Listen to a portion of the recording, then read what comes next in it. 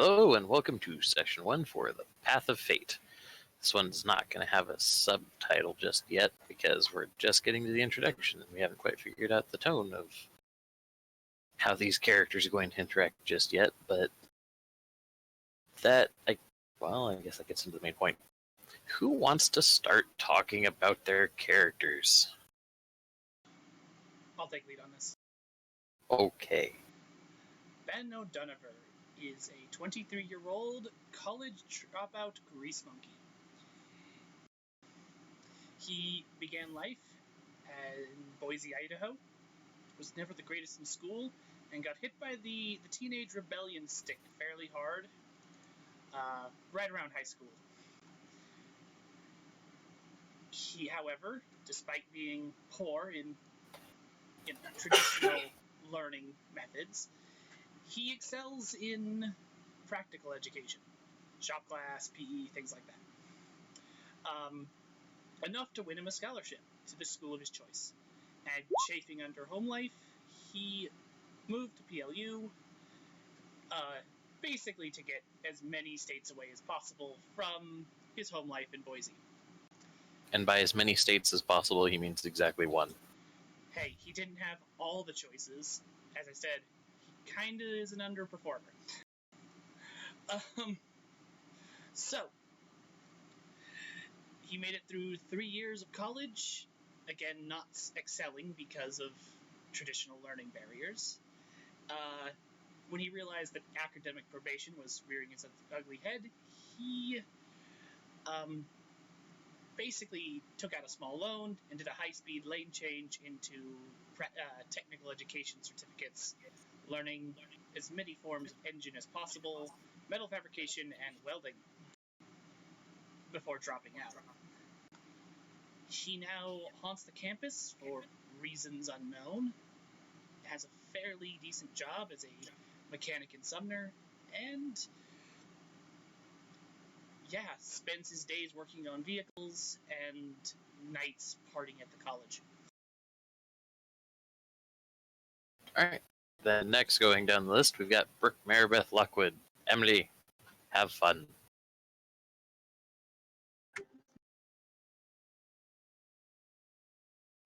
Alright, so we got Brooke. She's an only child. She grew up in Washington. She joined the Army right out of high school. And was one of the first women to enter combat.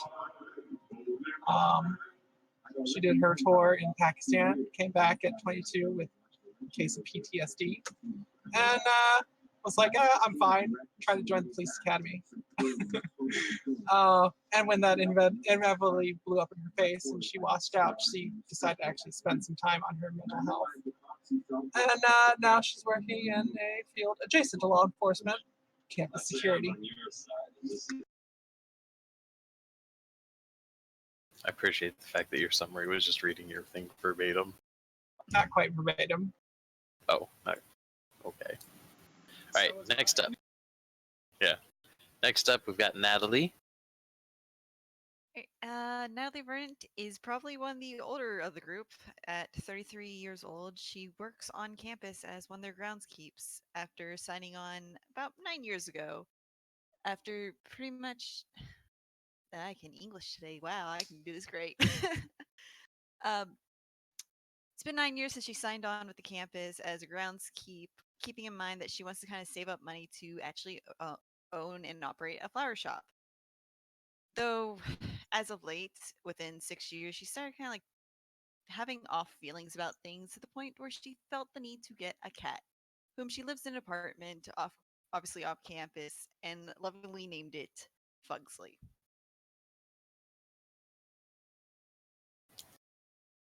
And then we've got Yumiko Tanaka.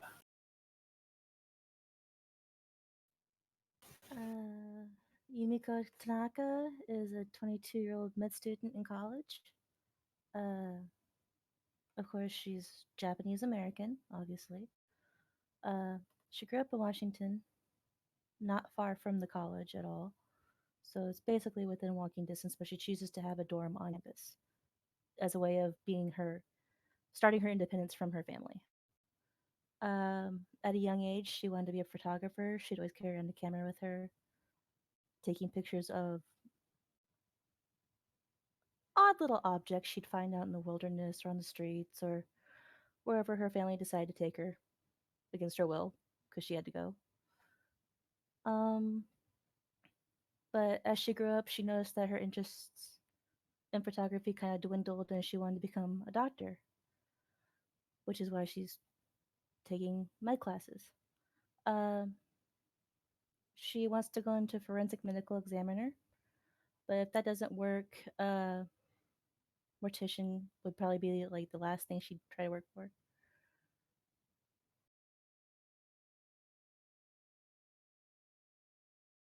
Alrighty. And then lastly, the last member of the cast currently is Caitlin Moore. So Caitlin is am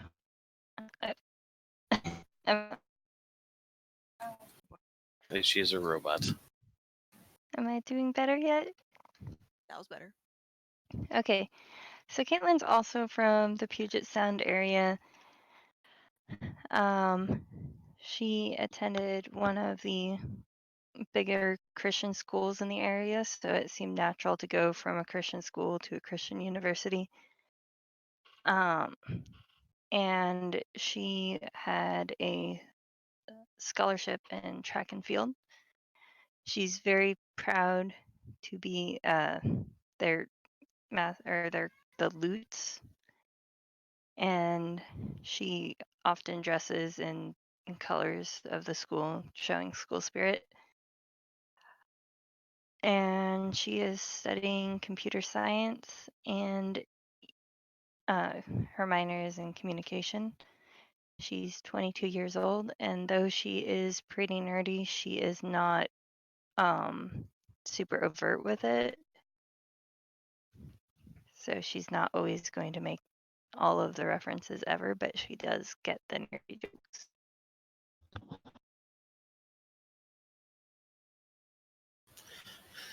Alrighty. So, as far as what brings this whole cast of people together is as they have all at one point, either at one point in the past or currently, have been at least around PLU, Pacific Lutheran University, in the Tacoma area. But recently, a kind of a career student of sort, some, maybe a friend or it's just somebody that they've bumped into on occasion, but someone who's kind of been a staple and around for quite a while, ended up going missing. Her name was Matilda Fraze. She was studying theology, anthropology, a number of. She liked studying, old, what would be considered dead cultures and such, and trying to figure. Her major was in history. She had talked at length about going and becoming a history teacher at some point. And recently, after she had been reported as missing after 24 hours, 3 days later, there was a notice put out by the school that police had reported her as dead, and that there would be a wake held at the school for one of the students that had been on the campus for the last 8 years, work full time with, by this point, a number of degrees of varying flavors, which is where our episode is going to start.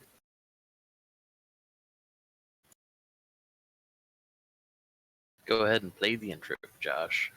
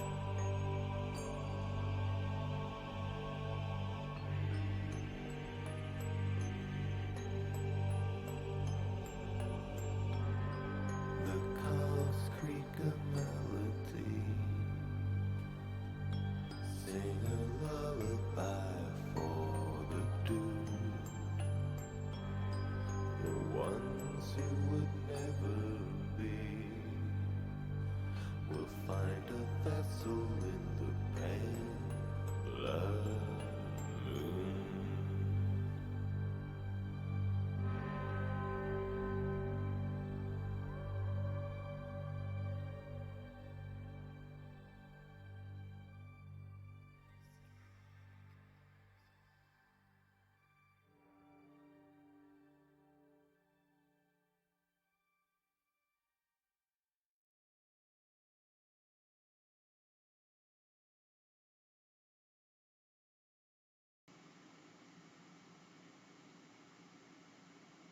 So Ben arrives at the wake.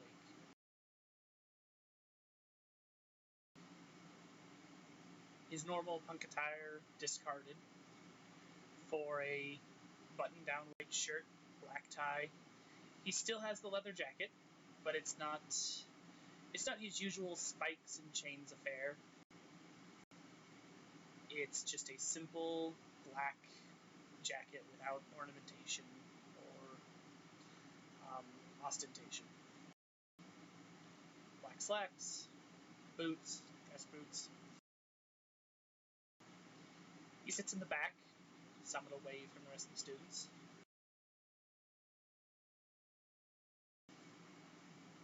And respectfully watches the wake proceed.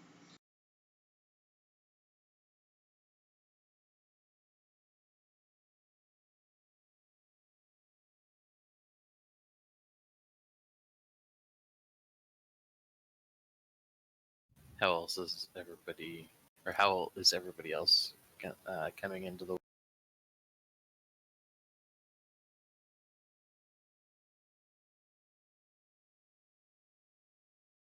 Natalie's obviously like amongst the staff, kind of like somberly watching the groups and whatnot, just kind of making sure like things don't go bad, or if anyway, just making sure that she's not dealing with it.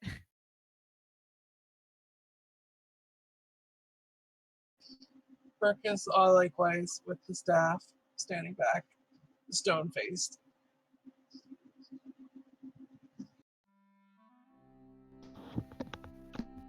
Caitlin will come in with a group of students together. They'd find the middle.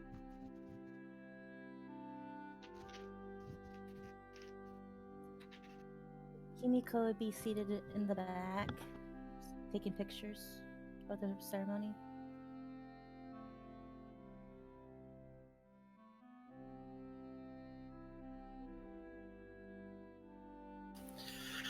So as all this is going on, you see that because this is an entire university where they run a number of services a day. There's a bunch of different preachers up there. There's of different denominations. You all were familiar enough with Matilda to know that she studied. She pretty much has studied under all of them in one capacity or another, and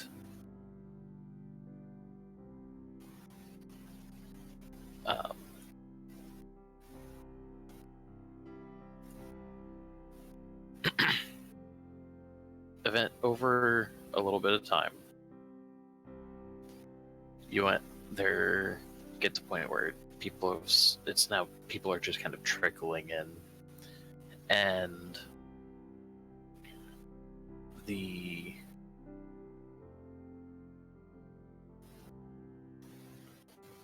most of the religious leaders that are up there kind of move off to the side, and one steps forward. And as the music kind of dies down in the background, in about another minute, that's not how I expected that to work. But anyway, so he gets up there and he's kind of waiting on the song to finish then instead. And you guys, oh, actually, there's Emily, I need you to roll something for me. Okie dokie. We're already getting to the rolling, people. Oh boy. I just gotta get this thing to load properly. It's Good thing the song's running.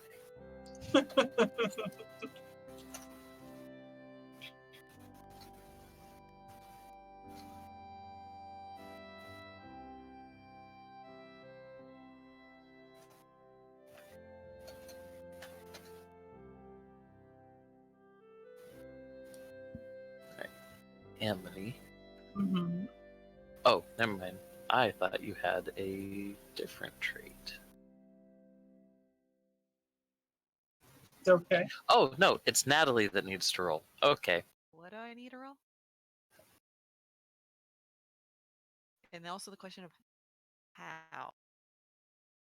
Well, we can get into that in just a second. This is one of the few times where I've actually used a sheet to roll from. Okay, so here's what we're going to have you do. You have your sheet open, right? Yep. On the upper right, make sure you have sheet roll selected. In fact, I'm going to do show players, so this shows up on the recording. So upper right, we've got the dice roller, and that's how you're going to... I did press character sheet. Show to players. Oh, okay, so Josh, make sure you're on the character sheet. Anyway, so there's the dice roller, and you can just click to roll initiative if we get into a combat. Make sure if you're on sheet roll, whichever stats you select will be the ones that it rolls. If you're on attack roll, it's whichever thing in your weapons section you have highlighted. And then simple roll is just roll a straight just D10 roll. You're not rolling 9 again or anything, so you're just rolling a normal roll on sheet roll. And you're going to roll your wits.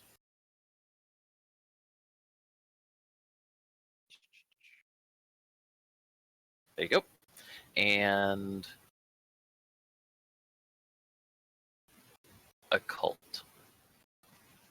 So select your occult skill, and then you're going to click on that D10 up. It's going to ask you if you have any modifiers, and the answer is no.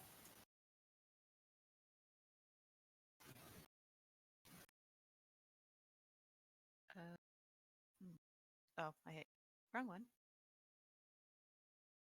Excellent, 2 successes. So as you're sitting in here in this chamber for a little bit longer, you're kind of you're realizing that there's something doesn't feel right. Like the tone of the room is right. You know, this is awake. It's quiet. It's respectful. But you know, these are a lot of people that like to try and celebrate life and whatnot, but still mourn death. And so, you know, you've got a bunch of college students who are asking me like, "Oh, hey, yeah, I haven't seen you in a week. How's your thing going, etc." But you notice that as far as up at the stage where they've got the podium and they've got the easel set up with a picture, and they have more symbolically than anything an empty casket in the back with the lid open and whatnot. You feel like there's something in this room. It's not matching.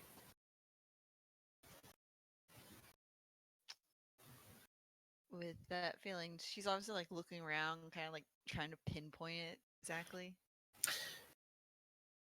You like are you just doing a casual look around kind of a thing, or are you gonna... Yeah, it's a casual kind of look around. Not really expecting. She obviously thinks it's something with the people more than anything else. That's the only thing she could really make sense of it, or rather, choose to make sense of it. No, it's just as you're walking around. Whoops, clicking on the wrong thing. Let me see here.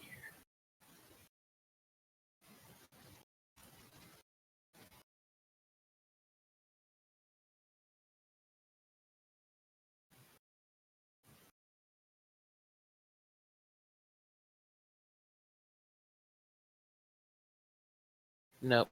Now you don't really see, like, you don't really actually see anything like conclusive, but it's just it's a sense that's kind of pervades everything as the preacher starts talking.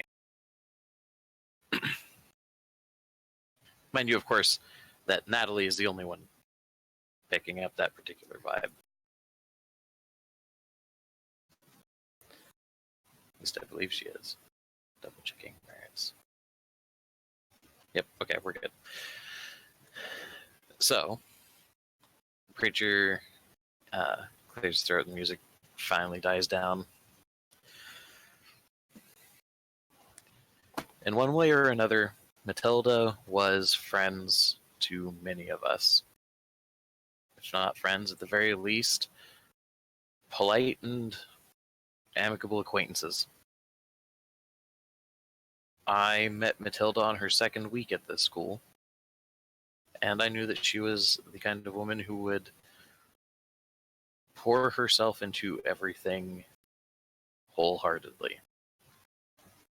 Her faith, her work, her schooling, and her willingness to try and help others with their schooling.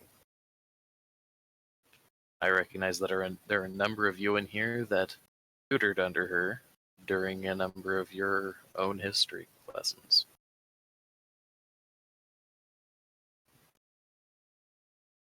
Losing Matilda, who has been a fixture of this school for nearly a decade, is a loss for all of us.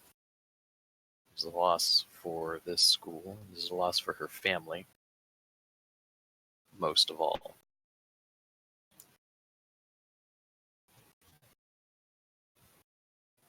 We like to ask that you respect their family's privacy, as what led to her disappearance is looked into. And we would like to ask that everyone here offer their prayers that Matilda is peaceful and that her family is able to find some semblance of that peace as they accept what has happened.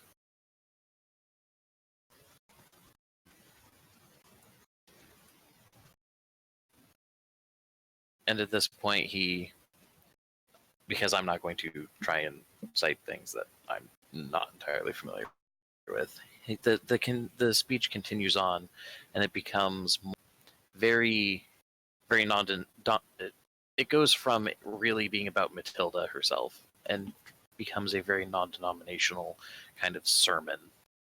And he ends up excusing himself after a few more minutes, and one of the other leaders comes up, does much the same, talking about their personal experiences with Matilda, and specifically mentioning how that weekend she had been planning on trying to get together he much like me, he kind of stumbles over and he goes, I believe she said it was some sort of anthropology book club. There's going to be an exchanging of books and gifts and such, and just for she always knew that. And he kind of gets like a little bit of a smiling tone to it a little bit.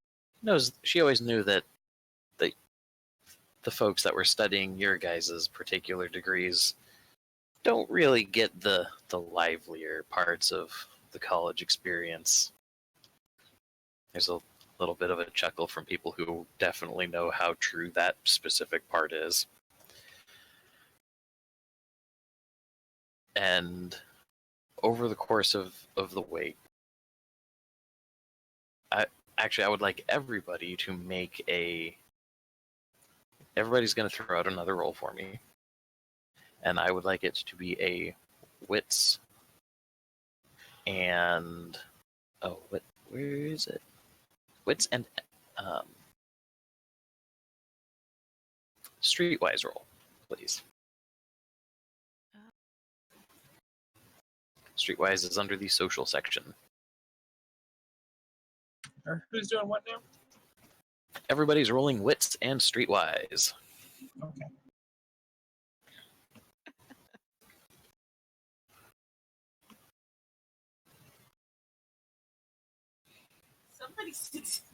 Somebody got a success.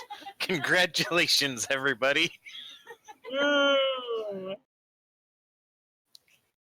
Good job, Mika. All right, we just need one out of. Oh wait, no, Brooke. Okay, there we go. 5 cool beans. So, Yumiko, you notice, like, this is one of those things where it's less of a, oh, that's, it's a, in hindsight, as they're finally excusing the sermon. Well, I shouldn't call it the sermon. As they're excusing the whole assembly and whatnot. That over the course of 5,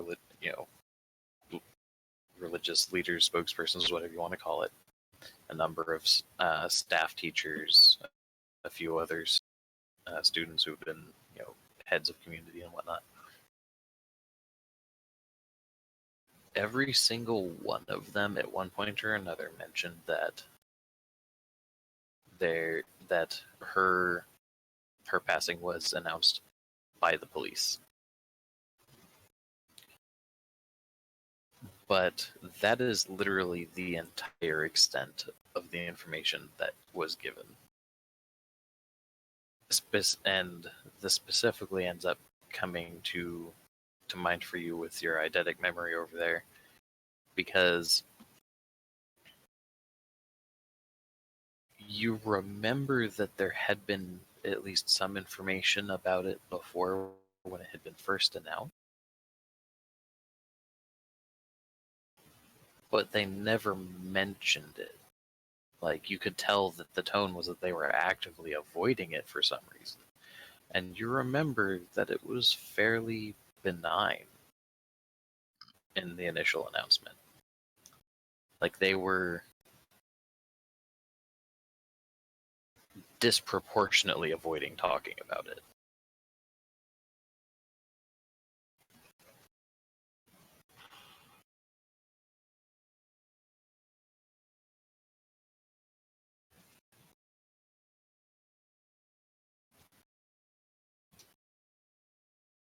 Are you alive, Mika? I'm alive. Okay.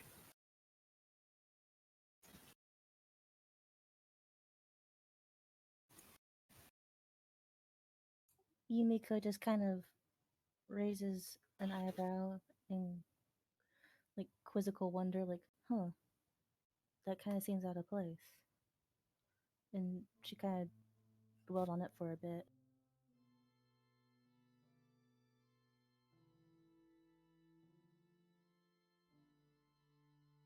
Okay. So, that said, as things are kind of shuffling out, Brooke, I'm assuming that you're also, on duty during this thing. Yep. So as people are starting to shuffle out, and you're kind of looking over the crowd and scanning, you see Ben. God damn it. And Josh, you said Ben was hanging out in the back? Yes, he's in the back, being respectful. Okay. So Ben is in the back with pretty much everybody but Caitlin. Not necessarily all right together, but yeah, all of you said that you were hanging out in the back. Back right corner. Now, here is a character thing that I want to just prompt the question of, and it's up to you guys to answer. Ben's a player. Has anybody else played the game with Ben? Gross. The game is Hide the Zucchini. Well, that seems a little optimistic, doesn't it?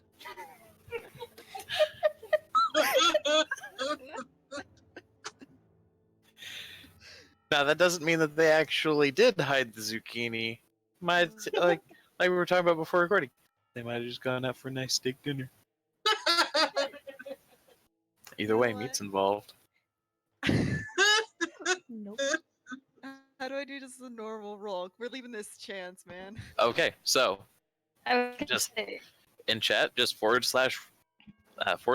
space 1d10.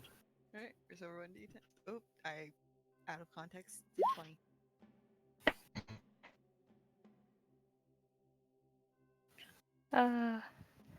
you know what? It depends on Ben, because I don't think she would have. Fucked is the word you're looking for. Yes, if he had a. You cut out again. I said if he had asked her out, she might have gone out with him, like on a date at one point.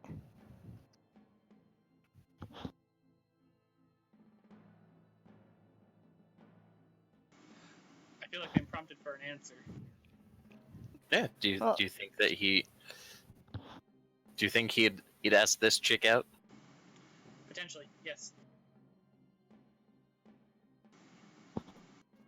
Okay. And then that leads to the other thing of Casey. So, as far as your chance roll here, what does a 3 mean? I don't know. You're just like, I don't know. I'm going to use the dice to solve the problem. What does the dice tell you? I don't know. I didn't think that far ahead. In this game, technically, that would not be a success. Right? Here we go. So that'll intentionally, rolls out what you determine not a success to be. There was no success. Yes, we'll go with that. Okay. I rolled an actual chance die. 1 in 10. It was the highest those chances get. So she rolled 0 dice for 0 successes. For Cassie's sake. But For Cassie's sake. Yes, he probably would have asked that character out. He would have tried to score at a party first. would have tried to what? Sorry. He would have tried to score at a party first. Like if she was at a party and he was at a party, he would have tried to score first, and then that not working out probably would have asked her out. So take that as you will. Yeah. Makes sense. Like, the only reason I was like she wouldn't have actually fucked him was because she's a good Christian girl. It still confuses me that you're role playing this. Anyway, so I managed to get the chance roll to work. Hooray. So Josh, I would like you to mouse over that 0 on the 0 successes there. Oh, she rolled a botch. She rolled a botch.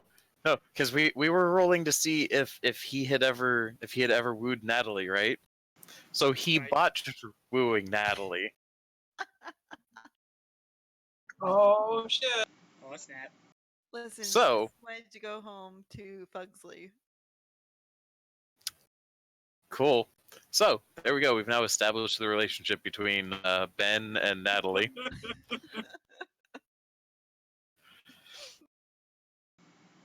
Aw, crap.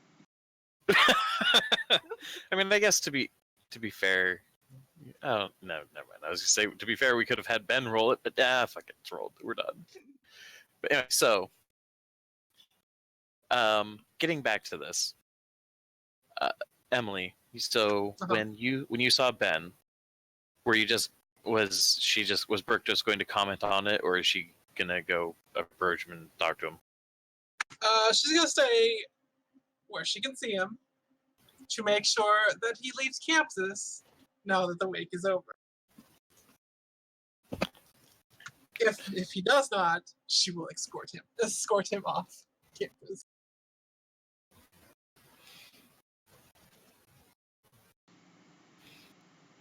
Ben notices you're noticing. Looks Ooh, at you. ooh.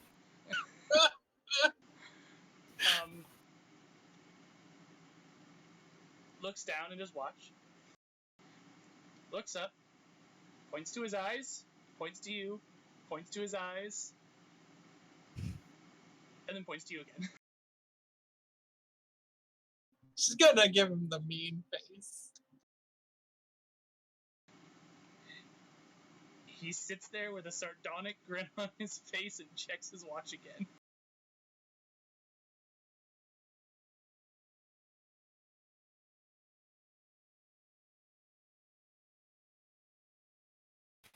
All right. Wait, So what is wait. this? This is 2019. He doesn't wear a watch. He checks his cell phone for the time.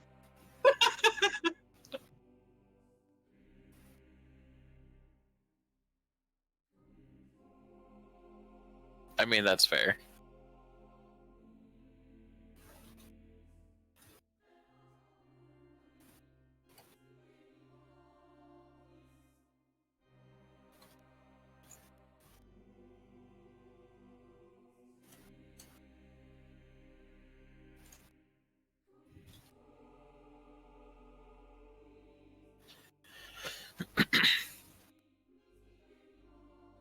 So I guess the question is anybody anybody else, is anybody planning on doing anything else on the scene?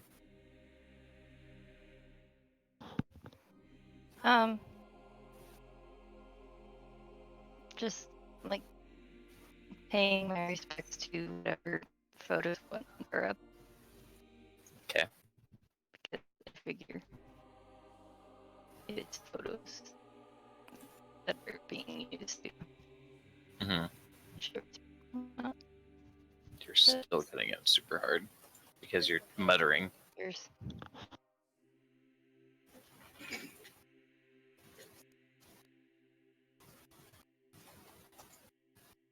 See, with people actually filing out and whatnot, Natalie's gonna see if she can feel whatever off feeling that was still. All right, I'll give you one additional roll on that one.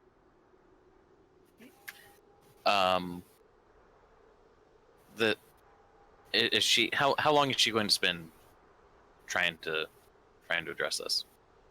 Probably at most 5 minutes.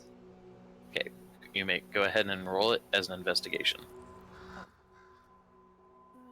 So you're going to use investigation instead of occult. Gotcha.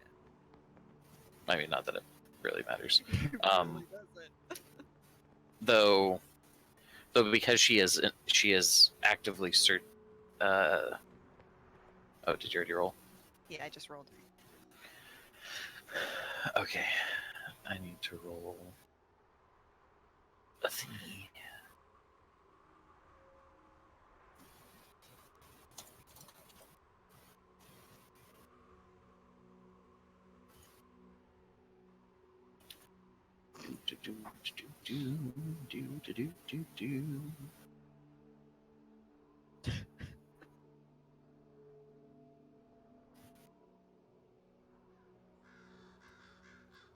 Okay,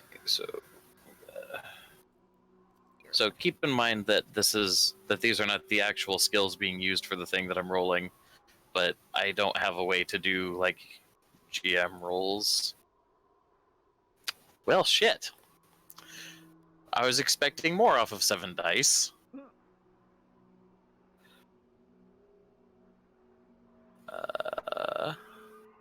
Let me double check one other thing. Okay.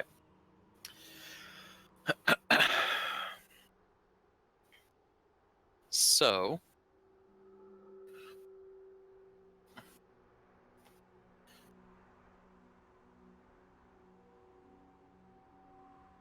as everybody's kind of, because you were also in the back as well, with some of the other staff and such. As everybody's shuffling out,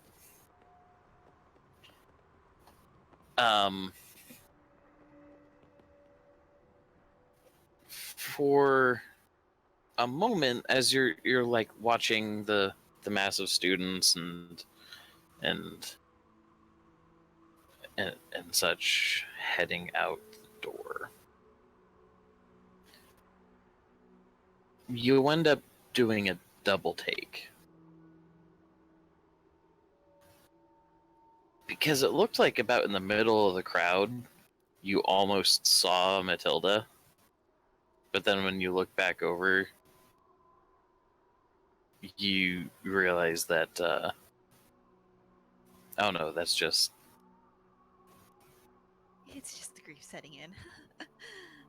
Yeah, pretty much. But but shortly afterwards, that uneasy feeling does finally slip away.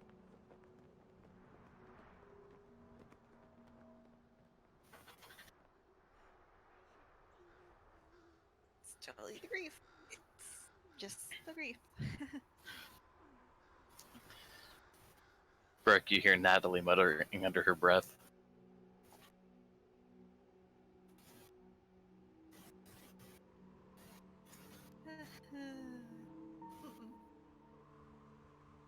Emily, that's you. What? Hey, what? Hey, Brooke, you hear Natalie muttering under her breath.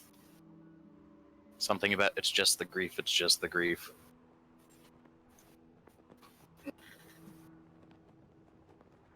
Does Natalie mutter to herself a lot? Just clarifying, but Probably. then I, it seems fair. Besides, I gotta make sure what's his face, he's not a student, gets off of the damn campus when this is over. Like I've said before, it's an open campus. Like I've gone to go visit people, and like you don't even have to check in. You just kind of show up. Oh wow. Well, then I gotta make sure that he doesn't trash something like he did last time he got really drunk. That dumpster had it coming.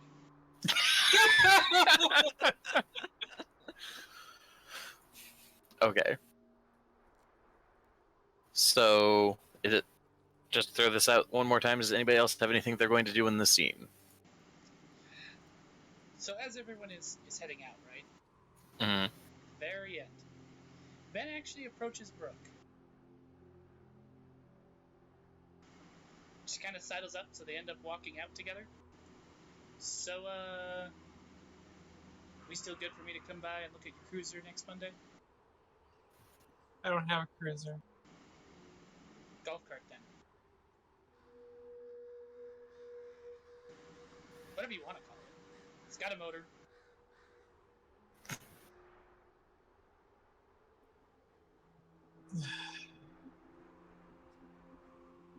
Whatever. He flips out his phone, pulls up the calendar. Appointment confirmed. I'll see you then. I'm gonna give you.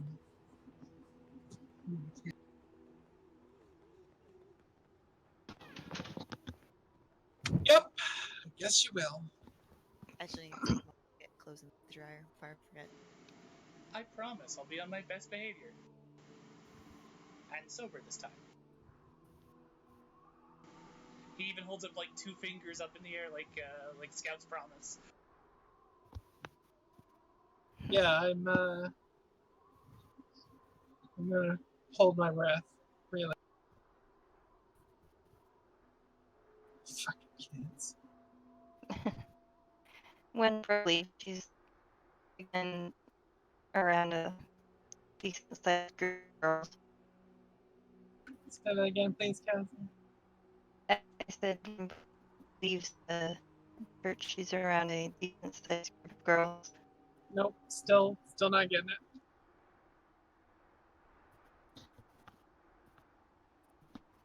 Right. Nope. Still robot-y. That came through. Of course it did. Quick I say don't it know while what- it's working. Anyway, so I said when Brooke comes out, she's gonna be around a decent sized group of girls, but she's kind of, I guess, off to the side of them a little bit. Does that make sense? What? When Brooke enters the chapel, she acts mostly with a group of girls in her ear. She is kind of off to the side, not really engaging with them at this point. You mean Caitlin? Yeah, that's what I meant. I'm sorry. I kept hearing Brooke. Because back talking to you, my brainy Caitlin. Thank you. Yeah, I was confused. Anyway, that was just in case.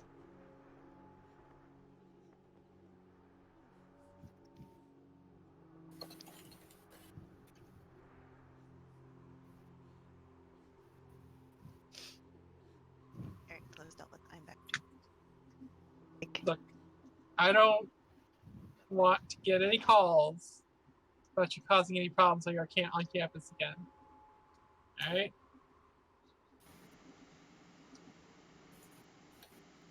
Officer, you know that I never mean to cause trouble.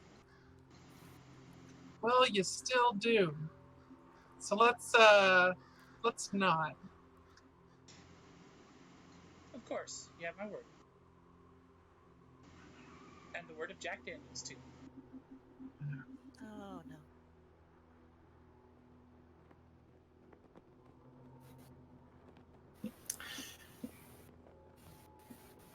You know, alcohol's not allowed on campus. Yes, it is. Damn it, Matt, let me have some.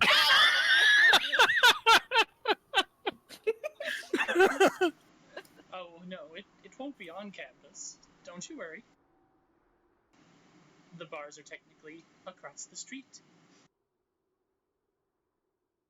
Then, yes, let's keep it in the bars, alright? Yes, ma'am. He gives a little little side wink as he breaks off and begins to head for his bike, knowing that that the campus police officer will throw him off the campus if he doesn't. Knowing that that she's probably looking for a reason to throw him off the campus. Yes, Ben's smart like that. He knows what goes down now. First time was maybe that's what they're doing. Second time's like, I see what's going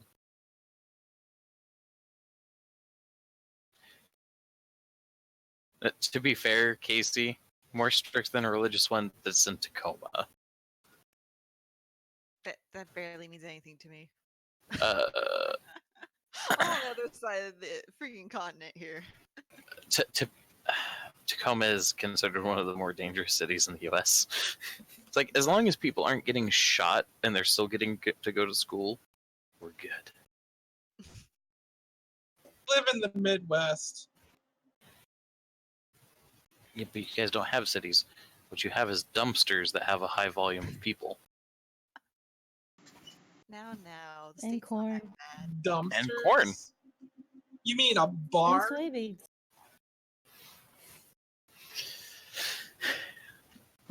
Anyway, so We all cluster around the big barn. anyway, so one last call. Anything gonna happen so we can finish fucking the scene? Wink, wink. Okay, so I'm gonna take that as a no. All right, so how long was it gonna be when Ben was gonna come work on the go-kart? I established it for next week Monday, but you know. Okay. No, that's fine. That works perfectly. So the wake's over. The general tone of things kind of dips down for a little bit, but it's a university. She didn't know everybody at this university for sure because that would be ridiculous. And after a day or two, the tone kind of gets back to its normal thing. Her picture was put up in one of the halls over by the administration office and over in the library as well. And I know we have at least one person here with eidetic memory. I do too. I think you might be the one. Oh. Eidetic memory. Oh, Yumiko has eidetic memory. And and Caitlin does not. Cool. So,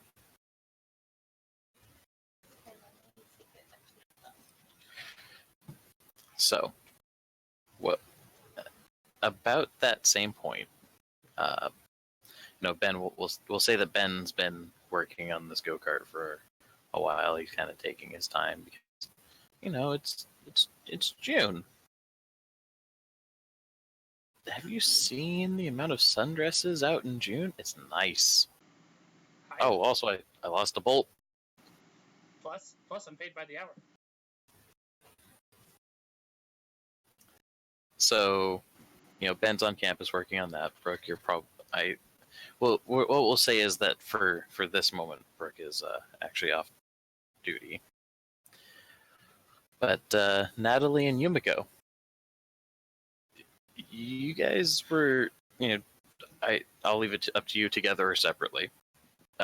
Needing to go to the library for one thing or another. Yumiko, I would say probably research for a paper of one form or another. Natalie, I don't know. Your groundskeeper, you can kind of go wherever you want for as long as there's a reason. Excuse of getting out of the sun. Boom. Boom. There you go. You notice that the picture that had been put up has been replaced. And nobody seems to be noticing. And along with that, Natalie, that weird feeling's back.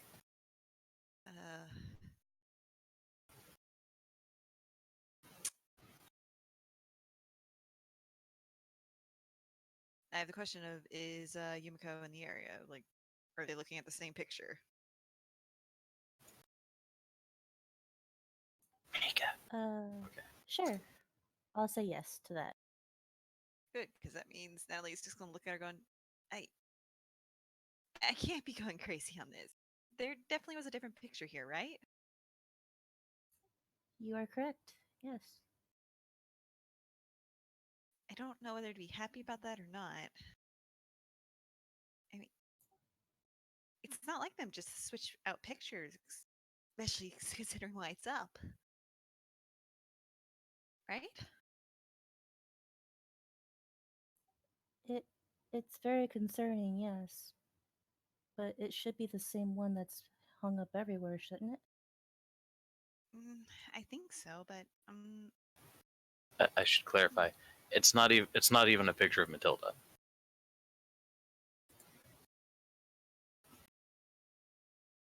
Then with that, Natalie just kind of like furrows her brow, like, maybe we should check the. Well, I mean, obviously you don't have to, but I think I'm gonna go check the other pictures too, because the fact that this one's not even her is wrong. I'll tag along. I'm kind of interested myself.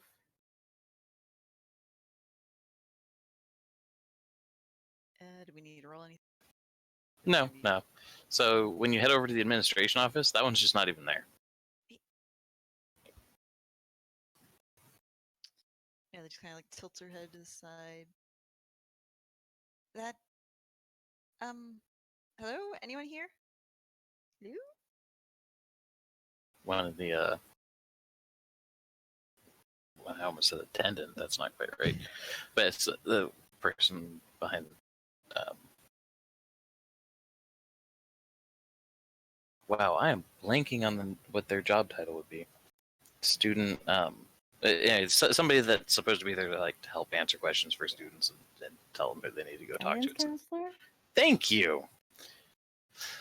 So they just kind of look up and they're like, "But what do you need, Natalie?"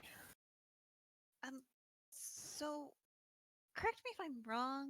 I mean, I could very well be wrong, but isn't that supposed to be Matilda's picture there? Whose? Matilda, the student that just passed away not too long ago. She kind of raises a brow and Like, it's kind of giving you that like inquisitive look, where it's like lower one, raise the other, like. And they kind of look down at their paper and then look at the picture, and then look back to you.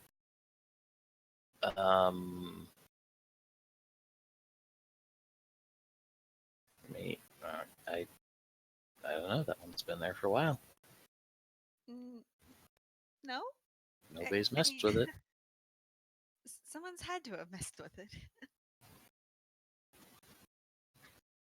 I mean, I know this isn't my area of expertise, but I know that picture, and also the one in the library, was of Matilda. Yeah, I don't know who you're talking about, hon.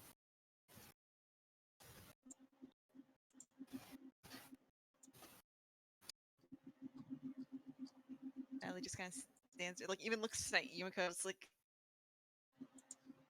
not even like verbalizing it, but just going, "You saw it too."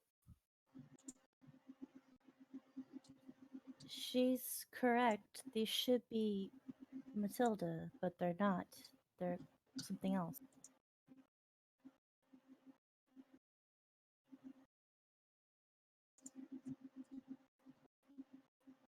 Yeah, I mean, her week was not even. Oh, well, it was a week ago, right? out of character, yes. It's like her week was not even 2 weeks ago. You can't tell me you forgot. You can tell, like, without a shadow of a doubt, this person's looking at you like they have no idea what you are talking about.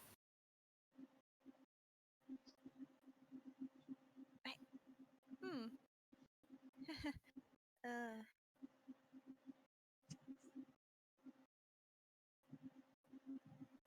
Now, Matt, is the picture hanging up the same as the one in the library? Yes.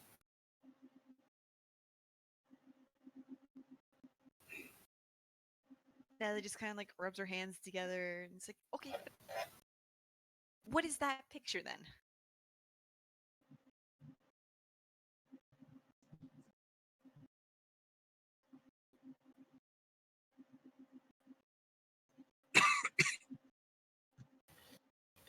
Oh, jeez. I had the name. This was supposed to be easy to. I was gonna Google it when it came up.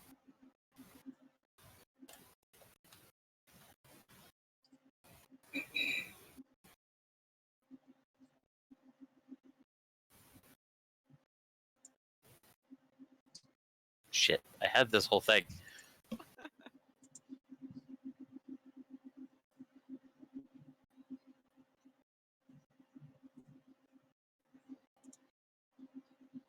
Yeah, okay, there it is. It's Vladimir Lenin.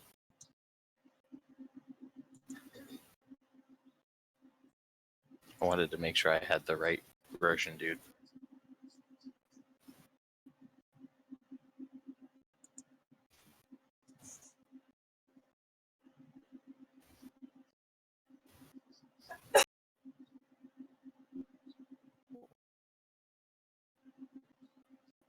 Why is there a picture of him in the place of a student?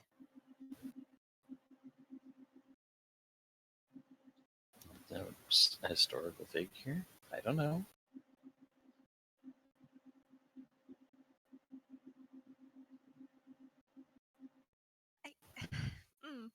I don't. This doesn't make sense. This really doesn't make sense.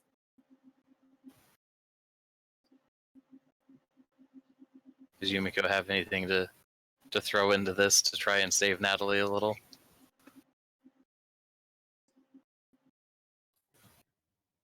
Are there any records of a Matilda Frey?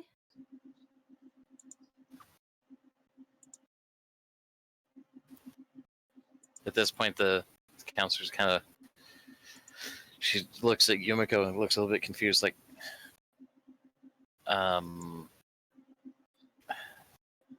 okay, I don't know who this is. I can look, but you both know that's pretty much as far of an answer as I can give you, because neither of you are related, or whoever this person is. Fair enough. Just sate our curiosity. All right. Hold on. And they start tippity tapping away on the thingy.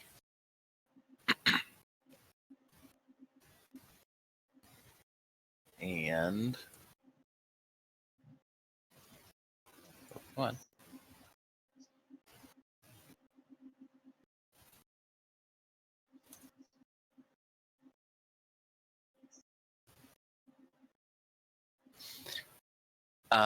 Now both of you roll me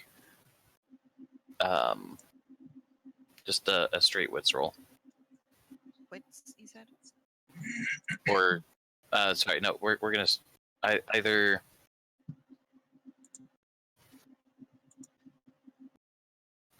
what even? Okay, either wits plus composure or intelligence plus investigation.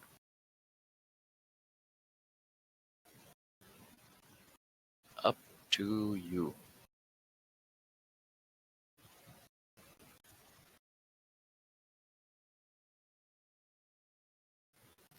Okay. So Natalie doesn't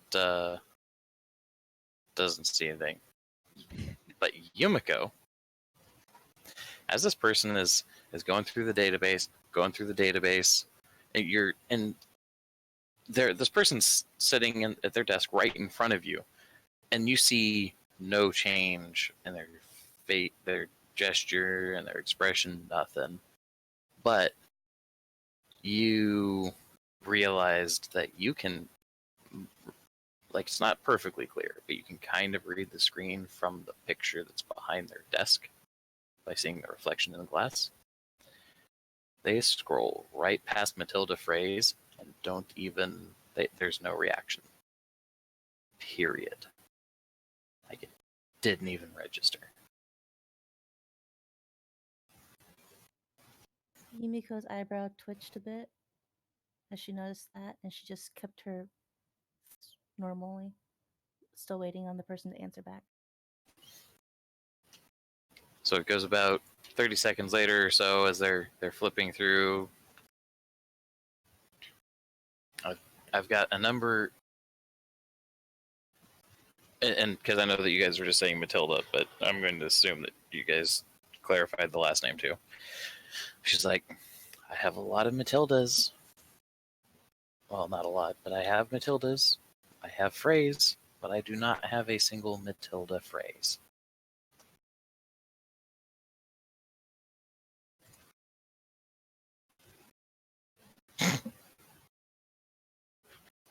I see. Thank you for your time. Like Natalie just kind of like backs away from the desk before like turning fully and walking out, but not really like leaving exactly.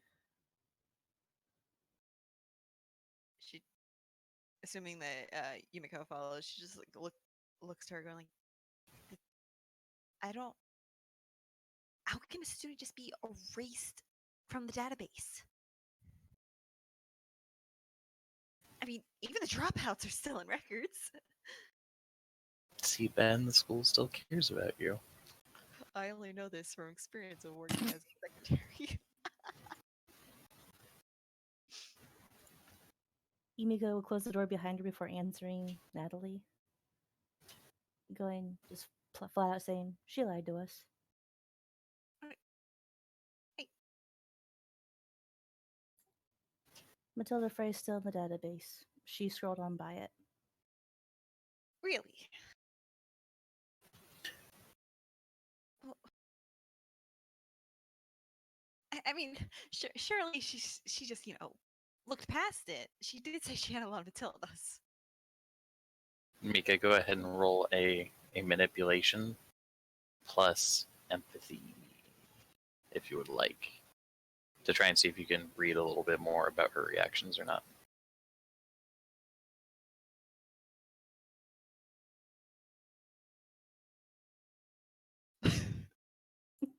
Nope. Yeah, other than the fact that she just didn't move, that's all you got. Yeah.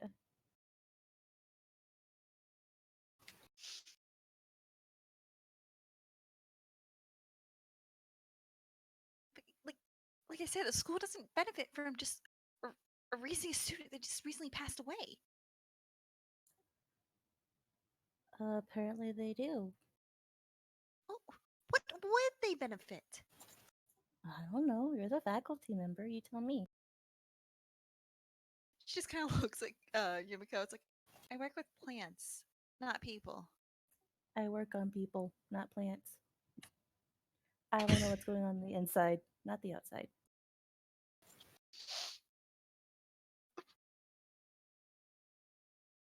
Damn it, Jim, I'm a medical student, not a psychiatrist.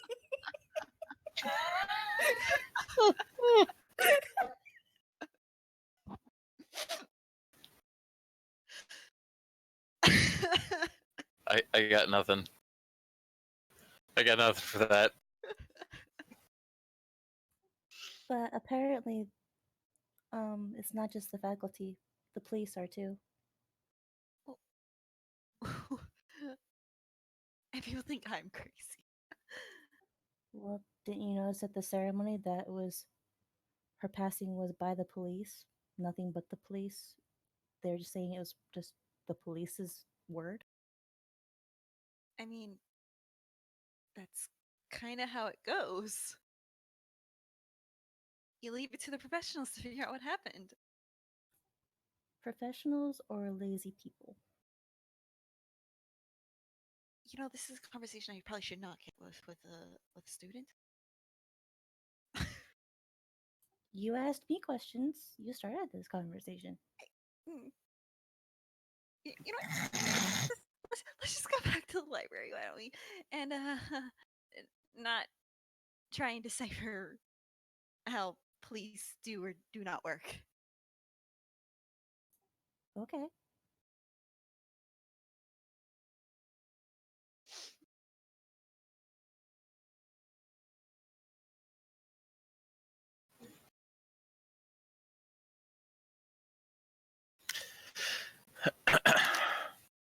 Okay.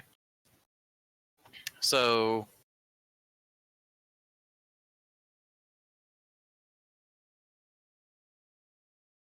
what is Brooke doing during her days off?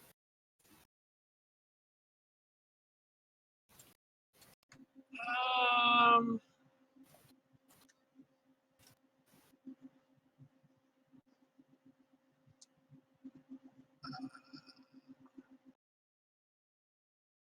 Probably not hanging around campus, that's for sure.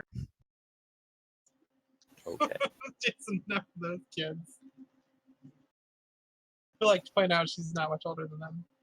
And then she's like, damn kids. No, but I don't know. She's probably at home.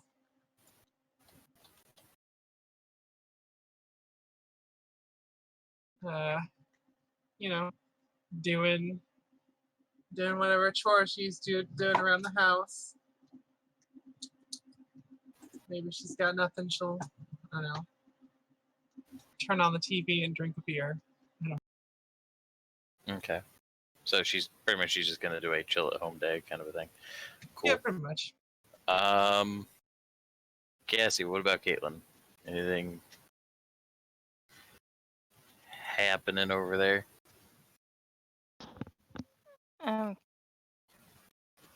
Oh, she's been living her life the last. You went robotic again. I don't know if she's just kind of been.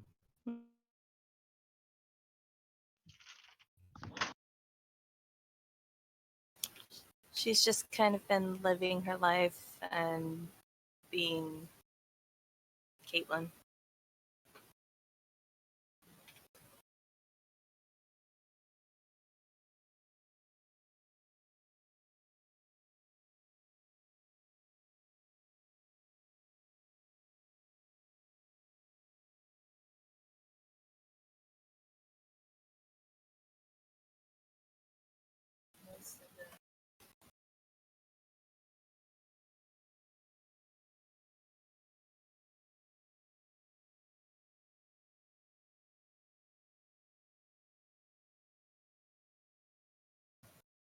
Anyway, so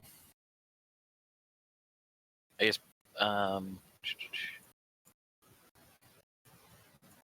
so Josh, do you want to say that there's anything in particular that that gets done with this moped thingy? I love how it keeps getting downgraded. It was a police cruiser, then it was a golf cart, now it's a moped. I mean, I guess actually, to be fair, like some campus police actually do have an actual vehicle. It could be worse. During certain times, at least on my campus, they actually brought the horseback kind of police. I wish I were kidding. So yes, he's doing routine maintenance on the engine. Nothing too fancy. He does good work because he's honest, at least.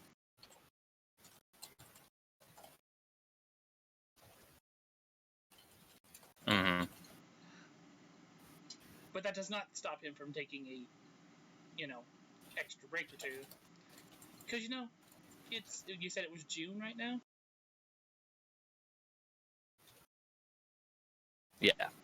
I'm on pavement during the middle of the day in June. It's like 70 degrees. Shush your face. I'm on the hot pavement in the middle of June.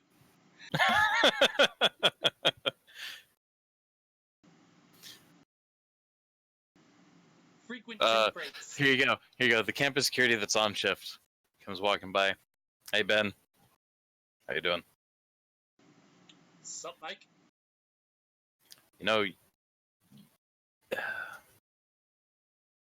I understand you've got your whole aesthetic thing going, but you do know that if you took off the leather and put your hair in a ponytail, you would sweat less.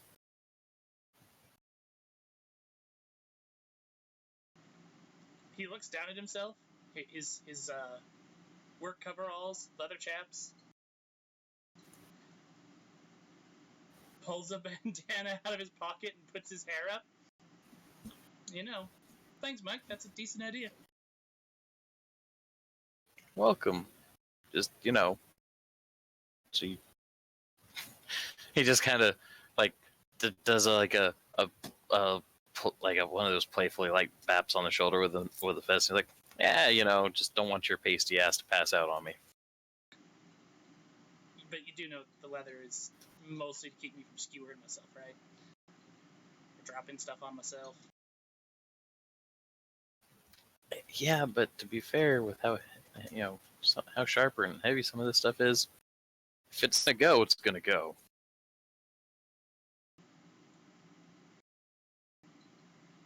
Whatever. You do your thing. I gotta get going. Stay safe over here. Don't beat anybody up. No, come on, Mike. That's for later tonight. As long as it's 500 feet that way. Yes, sir. Kind of shakes his head and he just keeps walking.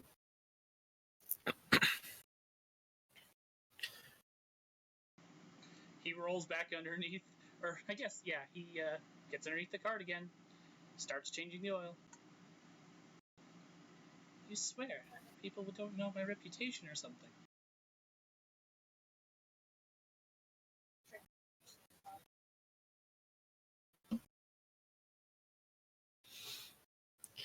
Cassie's over here, by the way, like off mic, trying to be like, I don't know, did Matilda do sports or something? So I pull up her character sheet and I point out, like, strength 1, athletics 1. I do not think she was on track.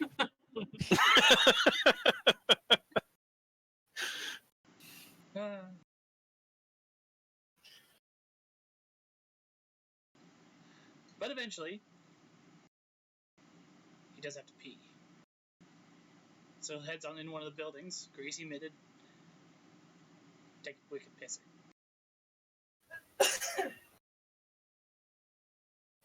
So I guess the question is anybody going to run into Ben while he's working on his thing, or do we get to smash cut to the next scene of intrigue and import?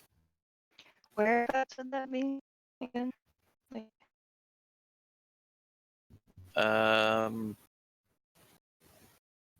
He's probably working on it near the security station, which would be near administration. mm, I don't know the exact layout, but that's just kind of what I would be assuming.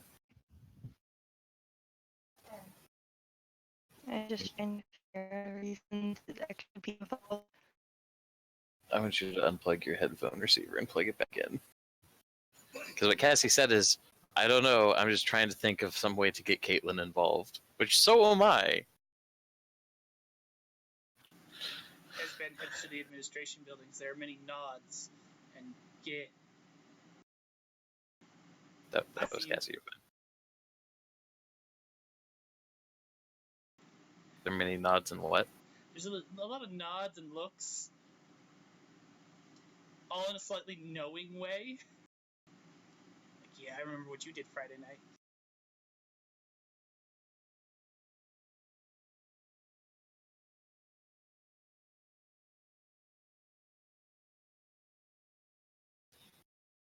Anyway, so we'll go ahead and just smash cut to the next thing. So 2 days later,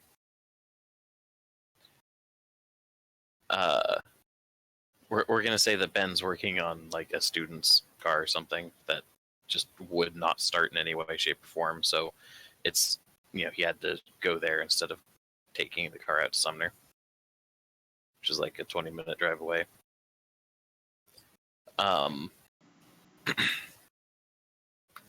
And this would actually be a thing that everybody's character would be able to hear, because there's a PA system in the school,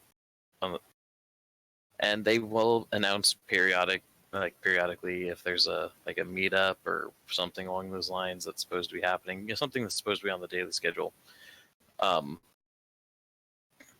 As long as they're ones that are like supposed to be like school sanctioned kind of stuff, or not sanctioned, sponsored, approved, vetted. We'll go with vetted. So I think sanction would be the right word for it. Well, no, that'd be more than running it. Mm-hmm. Give official permission or approval for. So yeah, school sanctioned.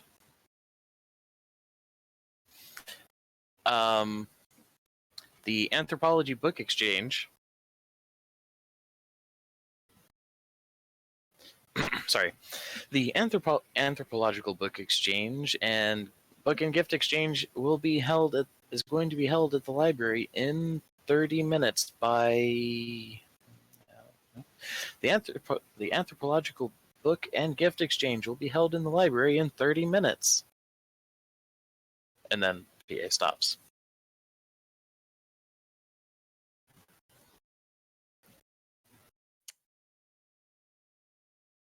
Sadly, kind of like looking up from whatever she's working on, just kind of like raises brow, like, but they didn't have her recorded. She's definitely gonna go and kind of like see what's going on, see if any students actually gather.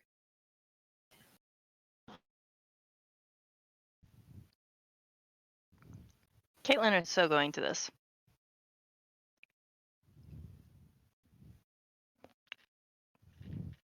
Was there any information about anything she needed to bring? Nope, just the idea was that whatever book that you bring to exchange should be in some way related to human history, and you should have a separate gift. Of course, nothing more than like $5 or so. You don't want it to be too excessive, and that you would show up and that everything would be it'd pretty much be if you bring a thing, there's a Each one gets assigned a number, and then a raffle would be drawn for who gets what. Okay. So Caitlin's going, Natalie's going.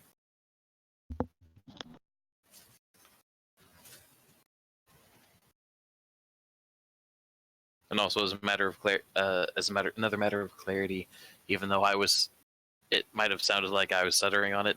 They did actually say on the PA system, the whole thing hosted by, anyway, and then they just repeated it again.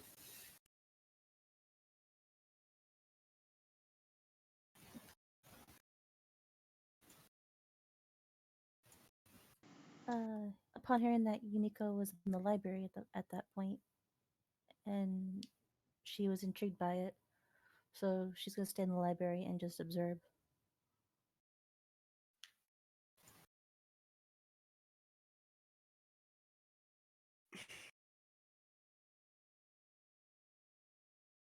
Anywhere there might be a gathering of students, Brooke will be nearby.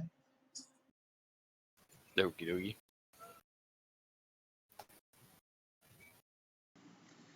So Ben's underneath this kid's car. With a metal clang, he drops the starter out of the car and he goes, "Ah, there's your problem. But you'd up like 3 gears in this thing, kid." Yes. Make me an intelligence plus crafts roll.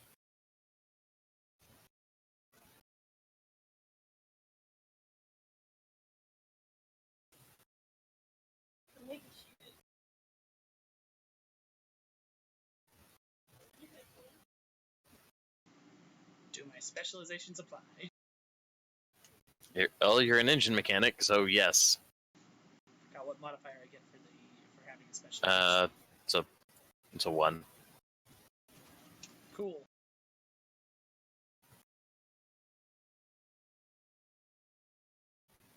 Sweet. So, you managed to drop this thing out from the engine bay with, like, this job is a cakewalk. Like, literally, like, you diagnosed the whole issue, and you're able to just drop that thing out of there in, like, 30 minutes.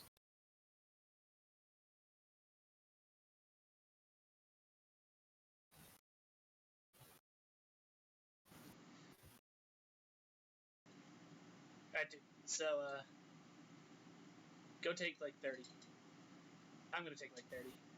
Because it's gonna take about 30 minutes for the guy to get here with a new starter for your car.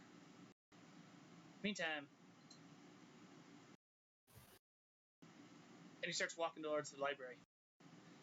I need to take a break and get out of this heat.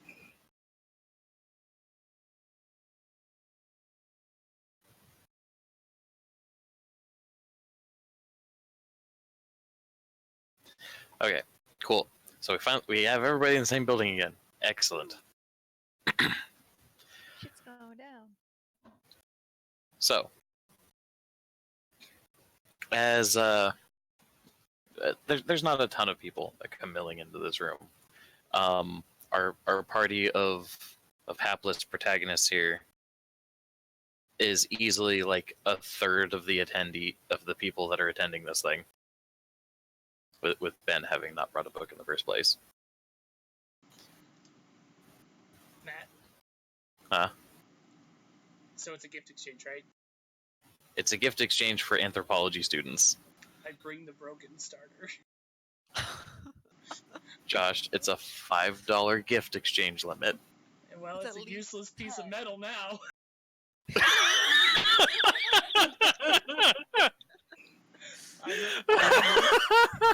Ben takes out a Sharpie from his coat, writes on a memento of Henry T. Ford. Sneaks it onto the table. Oh my god.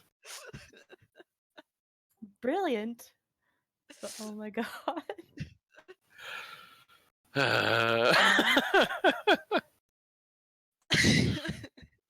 Okay, so Brooke, Ben comes walking in, he sets the thing down, and But you can tell after a few minutes that like somebody's like expecting somebody to kind of take charge of the thing and like do stuff and like host this little gift exchange event conversation. Like there were even okay, god damn it, there were pamphlets printed out that there was going to be something about like a little part of a book reading as a almost like its own little standalone speechy thing. There's no way to do it. Natalie, that weird feeling's back. Oh boy. And I would like so beyond that, I'm just going left to right on our little title card there. Who is doing what at this exchange? Besides the fact that Ben's being a troll. Okay. Well, I brought a book and gift. A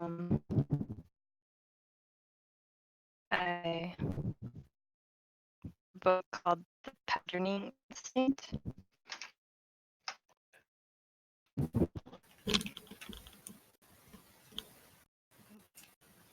All right. I brought a book and a gift. The book is called The Pattern Instinct. And damn, what gift am I bringing? Gift of sweets. Chocolate. I was actually thinking about a candle. Because things that smell good. Or, you know, the gift that is every person's gift in this area, a Starbucks gift card.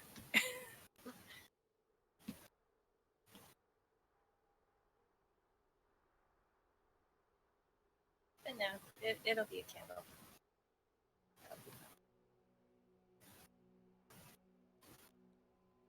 And so she goes in, sees where everyone's gathering, and puts her book in the stack for the raffle and the gift, and starts looking around for anybody she might know to talk to. She's actually going to ask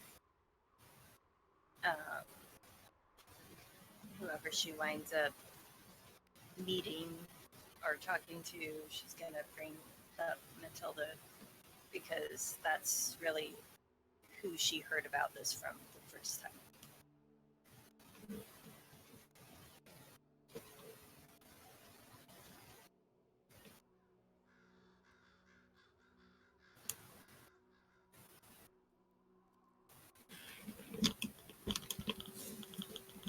Okay, now that I have my headset back.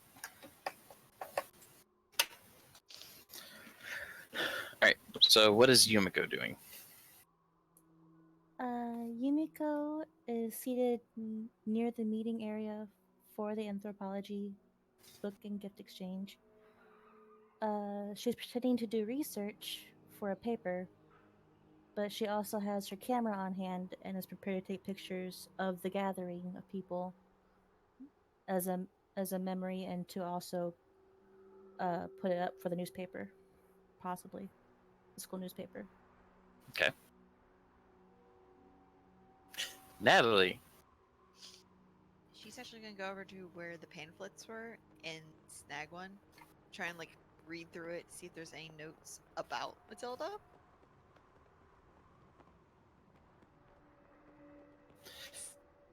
Make me a intelligence investigation roll again.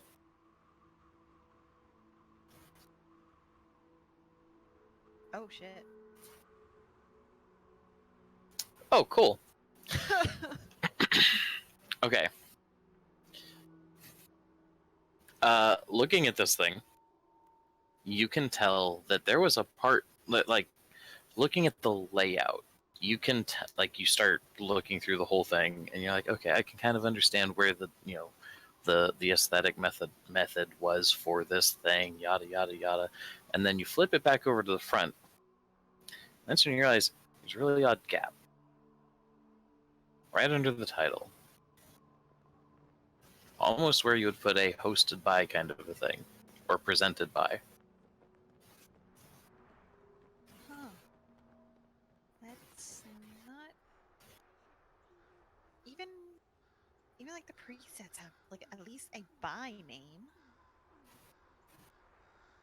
This is by presumably students printed this. God knows they're not using anything different other than what Microsoft Word offers.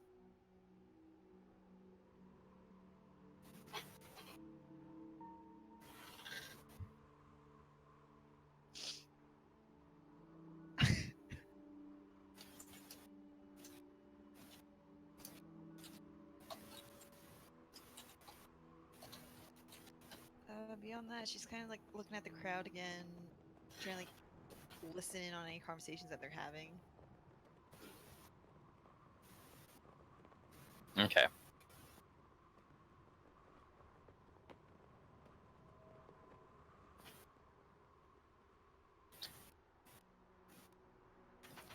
I need to roll again.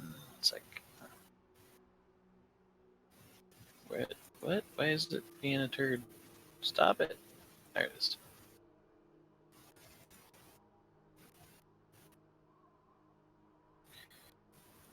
Make my rolls. Make my rolls.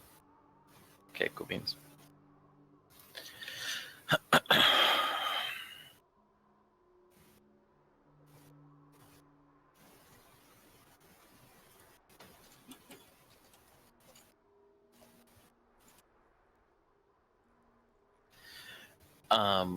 Okay.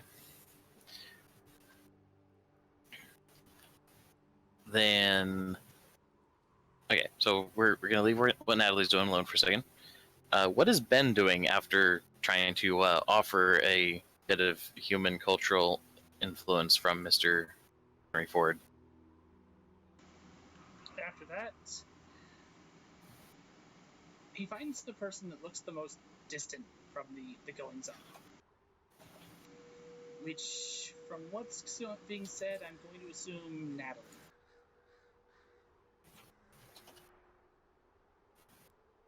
Okay. Kind of walks up behind her as she's engrossed in the pamphlet and goes, "Hey, what you doing?" As expected, Natalie kind of like nearly jumps out of her skin, like whipping around to Ben. It's like, don't do that. He gives us a slightly apologetic grin. Sorry. This is Matilda's thing, wasn't it? Yes. And she kind of like holds up the pamphlet to show him. And apparently, no. No one stepped up to pick it up? That's kind of disrespectful. It's not the only thing that's been disrespectful around here. From what me and one of the other students, I believe, noticed. Make a wits roll. Unless, Just straight wits. well, actually, you know what? No, Yumiko's been walking around taking pictures, so you've probably seen her. Actually, her. Yeah, her. We noticed. I don't think you were really observant around here, but Matilda's pictures have been removed. I hadn't got a chance to see. Most of the time when I come around, it's just to do some work outside. We even went to the front desk asking, if they even had records of her. The student said the person just like glossed over the fact that she was in the records. Ben's eyes narrow a little bit. Exactly. It doesn't make sense. Like, I know I could probably be most of the time people think I'm crazy, but this is weird. Even for me. So we can. Yes. Really quick, remind me of something. Has Yumiko met Ben in his whole exploit to sleep with the entire female student body? No. She has not. Okay. So, I mean, a context of how socially active Yumiko is going to be. She's 22 and she has 4 dots in medicine. that's true. So, Ben gives Yumiko a look and waits to meet eye contact with her. You know, like that thing of like you stare at someone and eventually they realize they're being stared at. He gives a little like "come over here" gesture. Hey, Asian Cootie, come here. What did he call her? She... Asian Cutie. What? Oh my god. Well then, I hope you know if she... she slaps you, I'm going to look the other way. If she slaps me, it wouldn't be the first time. Fair enough. Filling his eyes upon her, Yumiko kind of looks at Ben like, "Who the hell are you? And why are you looking at me like that?" More insistent gesture. Come here. She walks up a few feet, just stands with with without arm's length of him, just in case he's a creep. So, Yeah, something weird going on with the whole Matilda thing Natalie was telling me?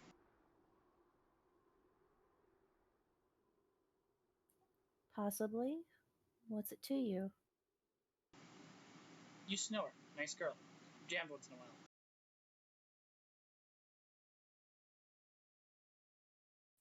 Well, we have noticed that her pictures have been taken down and replaced with some guy, some Russian. And no one's showing up to do this.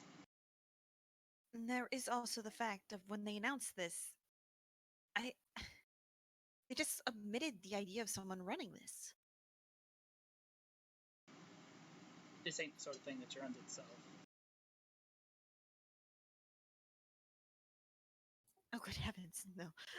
Something like this, since you usually see like I don't know, like a sorority or something running it, but never. You know, they would have like their signature stuff hanging about.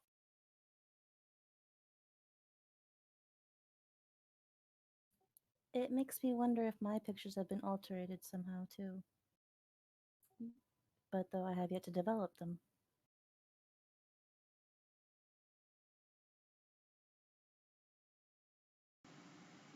Ben, like, kind of shakes his head. How would you manage that? Like, altering undeveloped pictures. I don't know. Why would the faculty overlook Matilda's name? Why would they take her pictures down?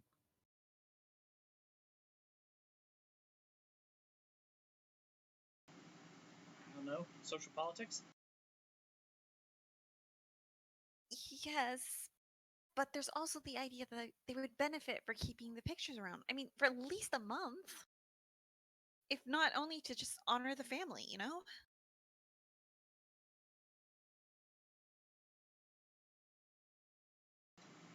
That is a little off, yeah. The worst of it, when we asked the guidance counselor about her, not only as I'm sorry, Miss, what's your name? Yumiko. As Miss Yumiko said, the guidance counselor just had this blank expression.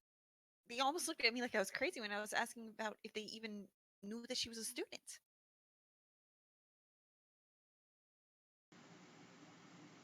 Though she's still on the records, right?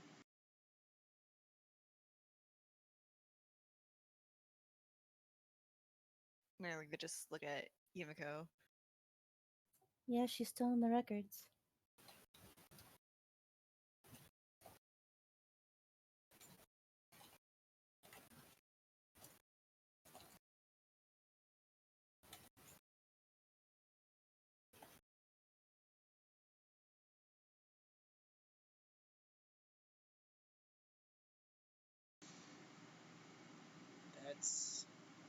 It's real weird.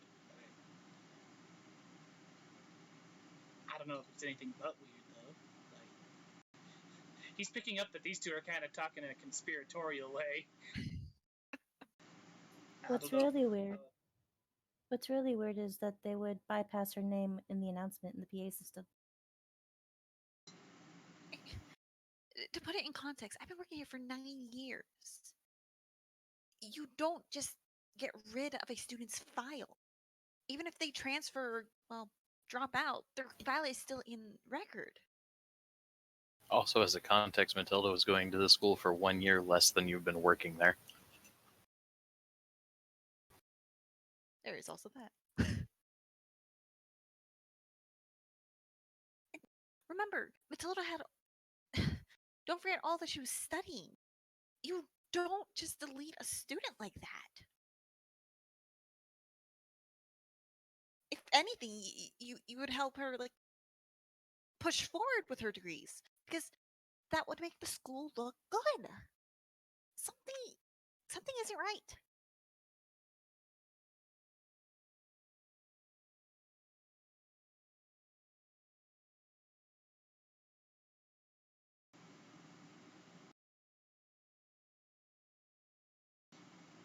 But what else could be going on?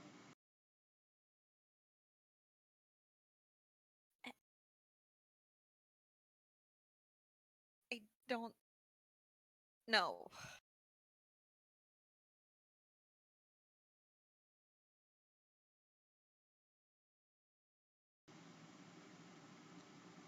Listen, Natalie. You still got my number?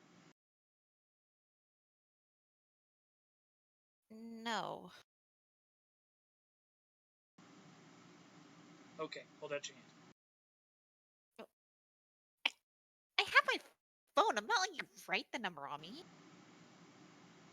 Right. Not like some kind of tramp stamp. Jeez. You do realize I work in the sun all day. You'd probably just like rub off from sweat. True enough. My bad. So, I'm sorry, lady. Hell, I'm still a guy who keeps a little black book. You're younger than me.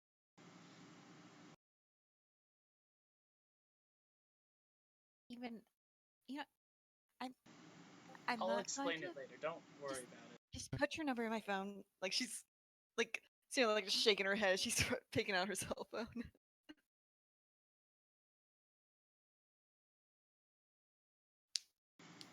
So, yeah, he puts his number in your phone.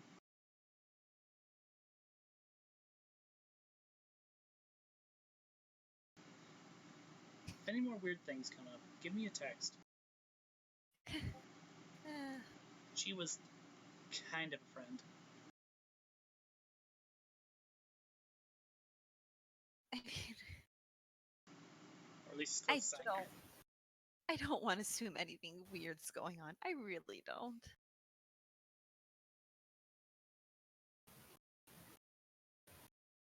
I mean, there's the obvious weirdness of, but we can't monitor everything.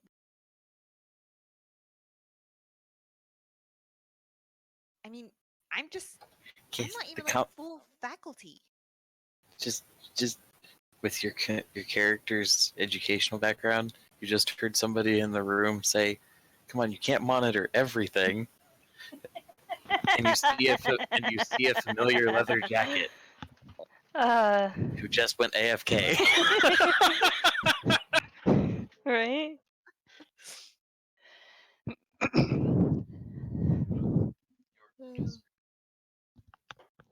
Anyway,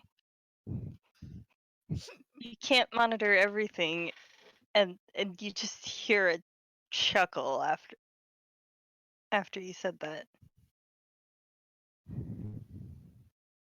Just kind of takes in a deep breath. I'd wish people would stop doing creepy things like this. What did I do? There's a common decency of joining a conversation and not joining in by laughter.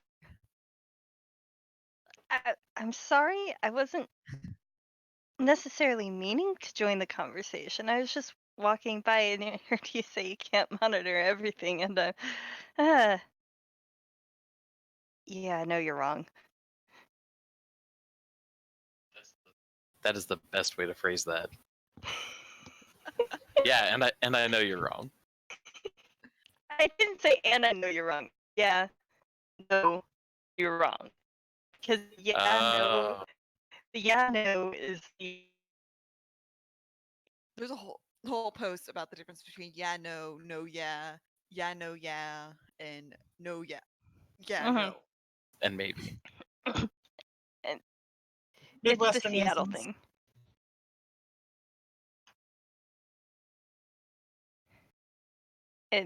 And the other Seattle thing is you don't outright say no. You say, yeah, maybe, or sometimes, sure.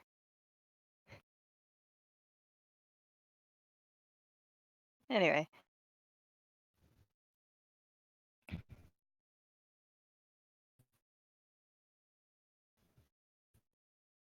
Believe me, everything monitored. Okay, let me rephrase as this. I don't have the clearance to monitor everything. Who said anything about clearance? Good Christian girl, my ass. Legally cannot monitor everything. She just shrugs. I'm glad we left it at that because my next comment would have been probably something about in good faith monitor everything. Playing Christina looks like Sarah. I just realized something. I looked at Cass. I'm like, you're playing my friend Christina, who looks like Sarah. That's your character. Except you're trying to angle it as good Christian girl, which neither of them are. Hi, I'm back. She grew up as a Christian girl. She still goes to church.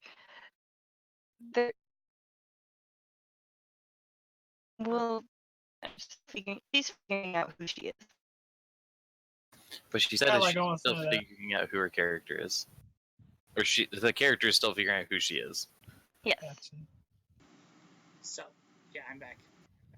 Okay, so Ben just kind of got to sit there watching Natalie, and that convenient and cute little redheaded computer science major that he dated for a little bit, having a talk about you can't monitor everything. Oh yes you can.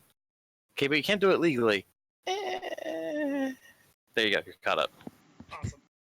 Oh, hi Ben. Hey, Caitlin.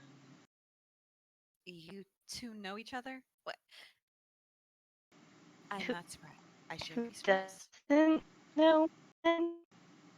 It is true. Like, almost everyone knows me. I got a rep. Not me. Let me guess then. Medical major.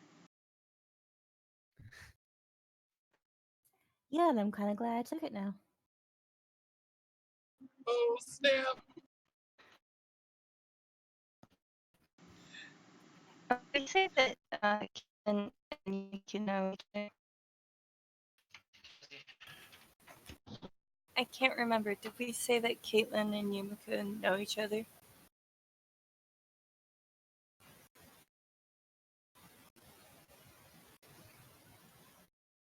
Nika, that's up to you.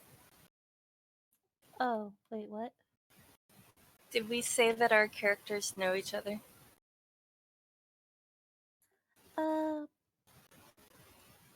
Yeah, because they've seen each other around campus. So. All right. Yeah, makes sense. They're probably in some of the same classes too. Yeah. All right. So she waves at her too.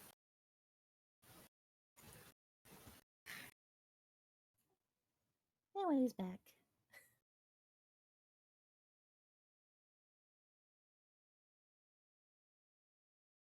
Right.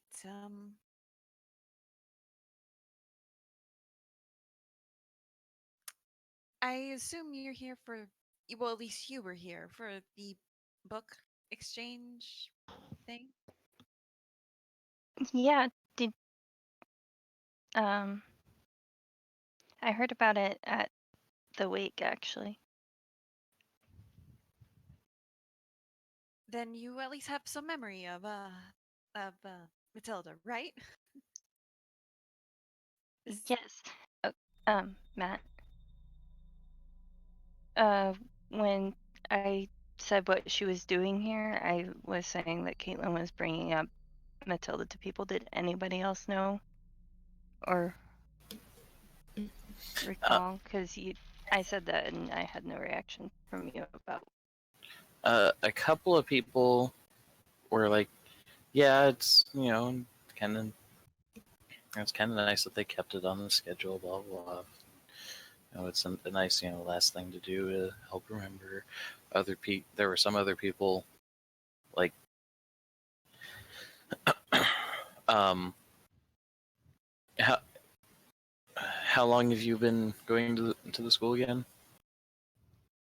Uh, Like just a couple years.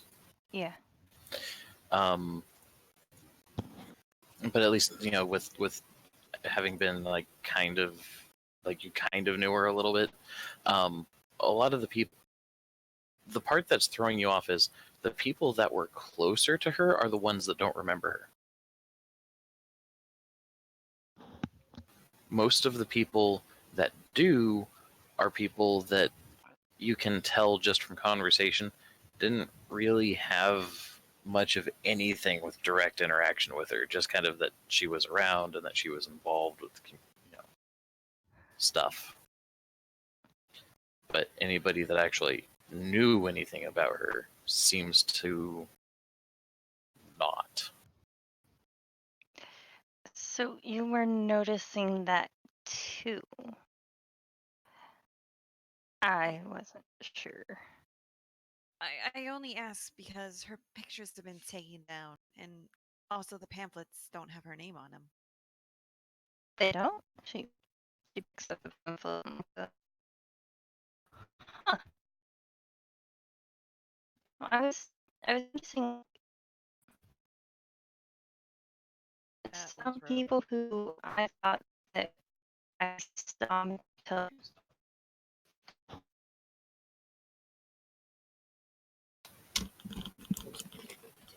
I was noticing that some people that I thought I saw Matilda actually hanging out with more often didn't seem to even remember her or at least want to talk about her. I don't know. I figured they were just kind of in denial, just not wanting to hear about it. But like, people who just kind of knew about her talked about her. Hmm. But it doesn't make sense that they would. Well, unless there was nobody to step up to host, you'd think they'd put like little in memory of or something like that. Do you know who printed these? Is there like a club or something? She checks the back of the pamphlet. Does he say anything? What are we checking the back of the pamphlet for? Oh, sorry. I've been having to take off my headset so that Cassie can talk. Pretty much for any like comments about who printed them, like if a club was attached to it or whatnot. No, the back of it's pretty much just like it's less a. It's not that there's missing information. It's just they weren't really. Okay. These are just pamphlets printed for a little one-off.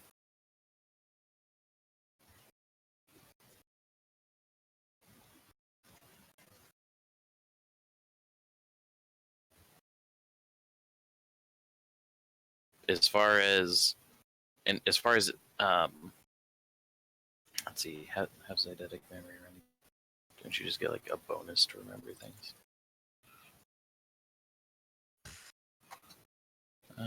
Looking it up.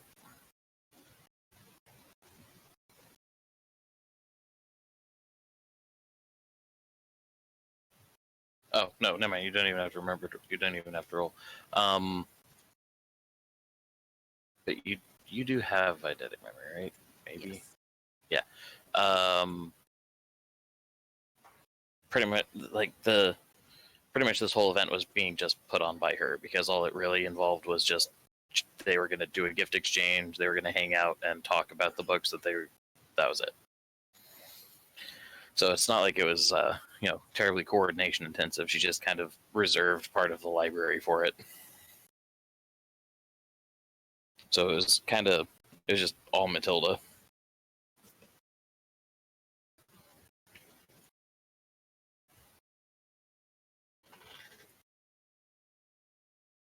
Do any of you know if she was living on campus?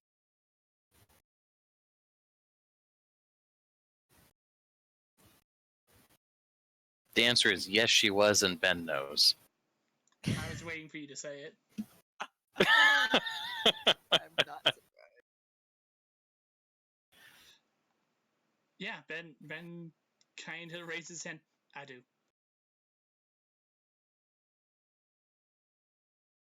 No, I'm not suggesting we go and rummage through a deceased person's things, but Oh, that's totally what you're suggesting, and I'm totally in. I just want to get to the bottom of this, okay?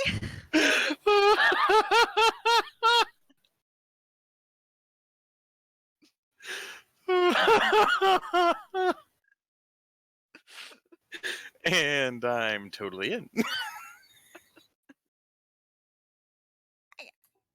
I'm just merely suggesting that maybe, just maybe, we could find something about this. Who's this you're talking about? I think this is a we.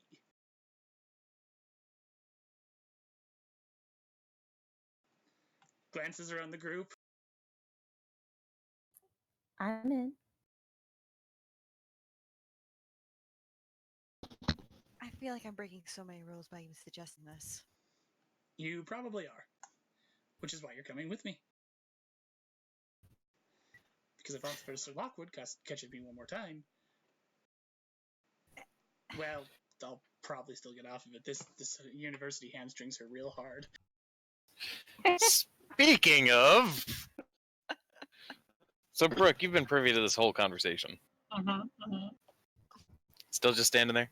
I'm trying to decide. Should I just let them keep giving me rope to hang themselves with, or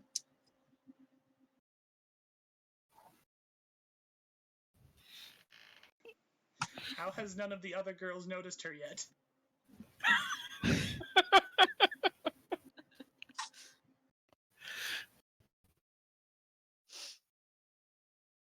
No, you're absolutely right.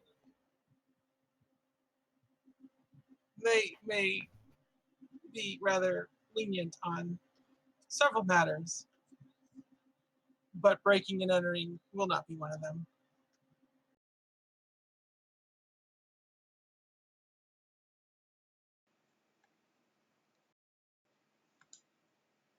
No, it's not breaking and entering. That would suggest we're there on bad intentions.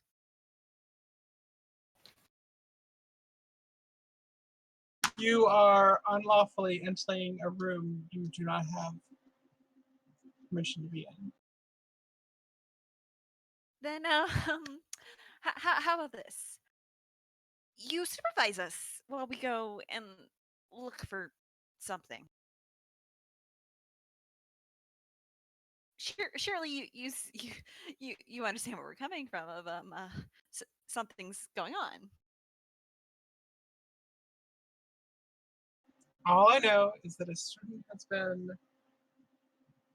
declared dead, and that you are having trouble tracking down proof of her existence. I'm a little confused Well, on what the actual problem is here. well, technically, if she's been declared dead, then it is no longer her room. It is just dorm on the school property. It is The rest of the statement was a dorm on the school property. Yeah. You still don't have permission to enter an empty dorm on school property. Natalie just kind of looks around before actually paying attention back to the conversation. And that's why I'm asking you to come with us as someone who does have authority. It She's makes been gone how long? a week. Almost 2 weeks at this point. 2 weeks. I'm more than certain that her room has at least been packed up if her parents haven't already come to get her thing. Here's why we'll throw a little bit of DM information. Her room has been locked up, but her parents have not come by yet. And here's where Brooke can have her own little bit of a weird moment. Roll me.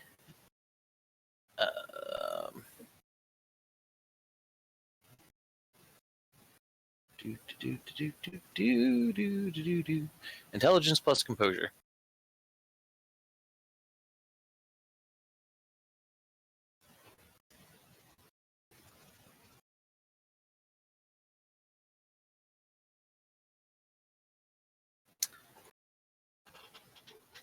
No one's even tried to get a hold of her parents.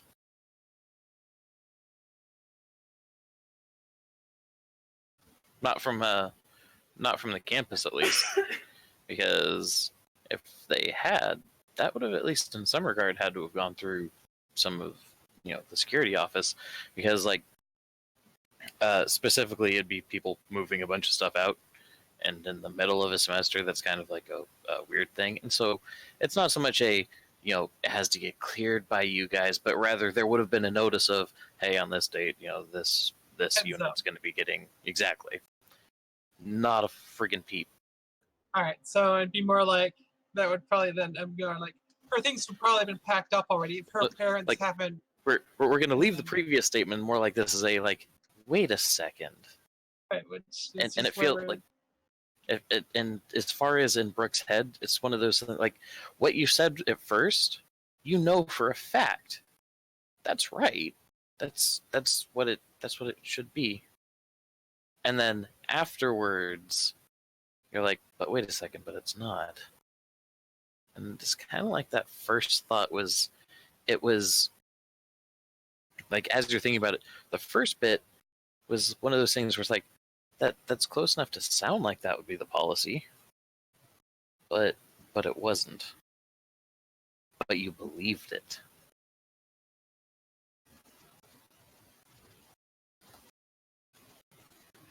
And then you remembered the correct thing.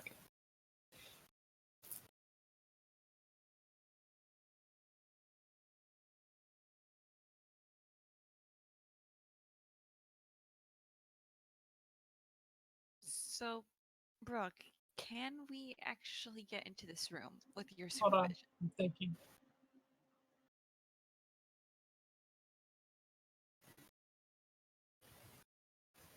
All right, I'm with you. Something is definitely weird. I'm at least on board with that much. I'm still not sure about the whole breaking in and everything. But well, then let me Stop make you you have breaking in and access to supervised. keys. I'm sorry, two people were talking over each other. Emily, what'd you say? I said I do have access to keys. And it's not truly illegal if it's supervised. Actually, No, it's still illegal, but well, let's make it less right, illegal something's- then. Miss Phrase had in her possession 2 of my belts, a toothbrush, and a pair of underwear. I would like them returned, please.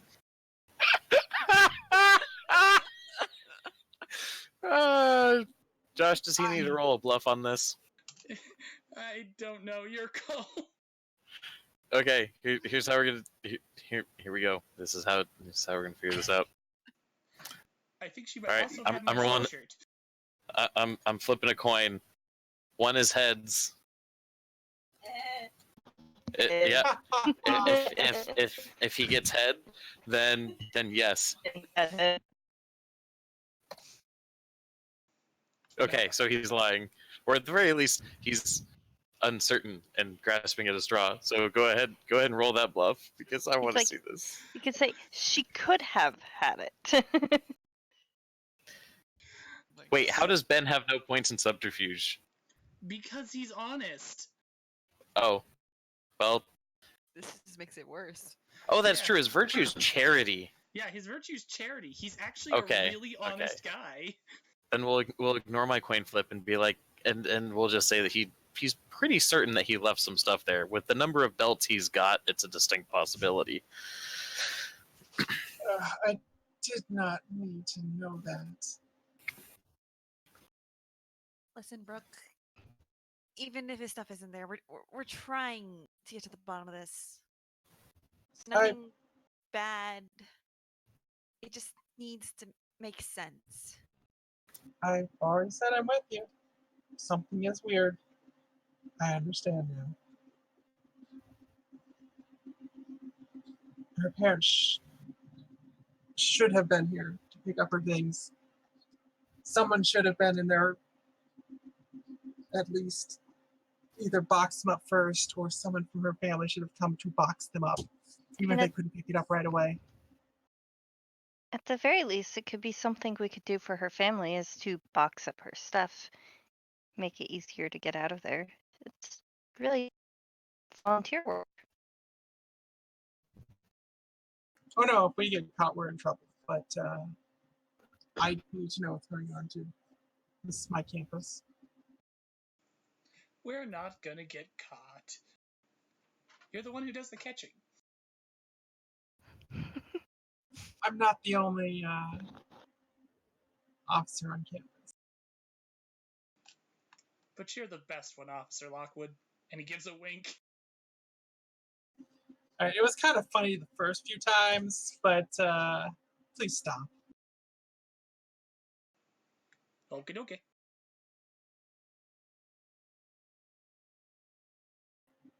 That was easy.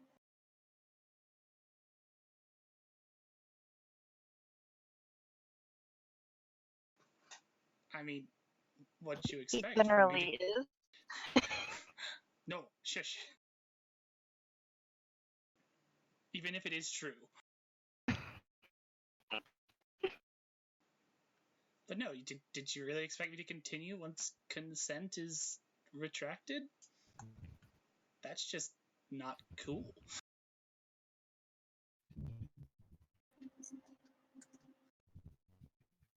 You are surprisingly self-aware. I mean, I'm a dirtbag, but I'm not that kind of dirtbag. By the way, sorry, Yumiko, about the whole Asian cutie thing, but hey, got your attention, right? Even a bad impression's a powerful first impression. That's certainly a way of looking at it.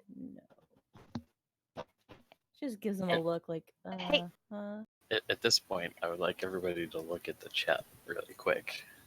Hey guys. Did anyone book and gift? What? Did anyone else bring a book or gift to this thing? Was there even a gift here? Yeah, it was a gift exchange thing. Right. I mean, The table over there, I put my gift on it. I mean, You- mine was a troll, mostly to give me an excuse to hang out in here, but yeah, it's gone too. Yeah, yours is gone too.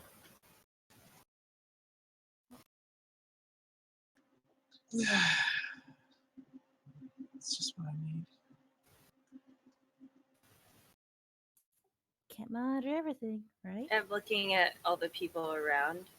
are they still milling around like this is an exchange, or are they just Oh yeah, everybody's still just walking around, socializing, hanging out, blah blah blah. You know, eventually with the thing will like at the surface level, that's what it looks like. But if so, yeah, we're gonna have you roll a wits and empathy since you're trying to read the room. Wits and empathy. I'm rolling. I got you. Boop. Yeah. So at surface level, you're definitely picking up like, yeah, there's, it looks like the tone of the conversations have changed. It's now just a social.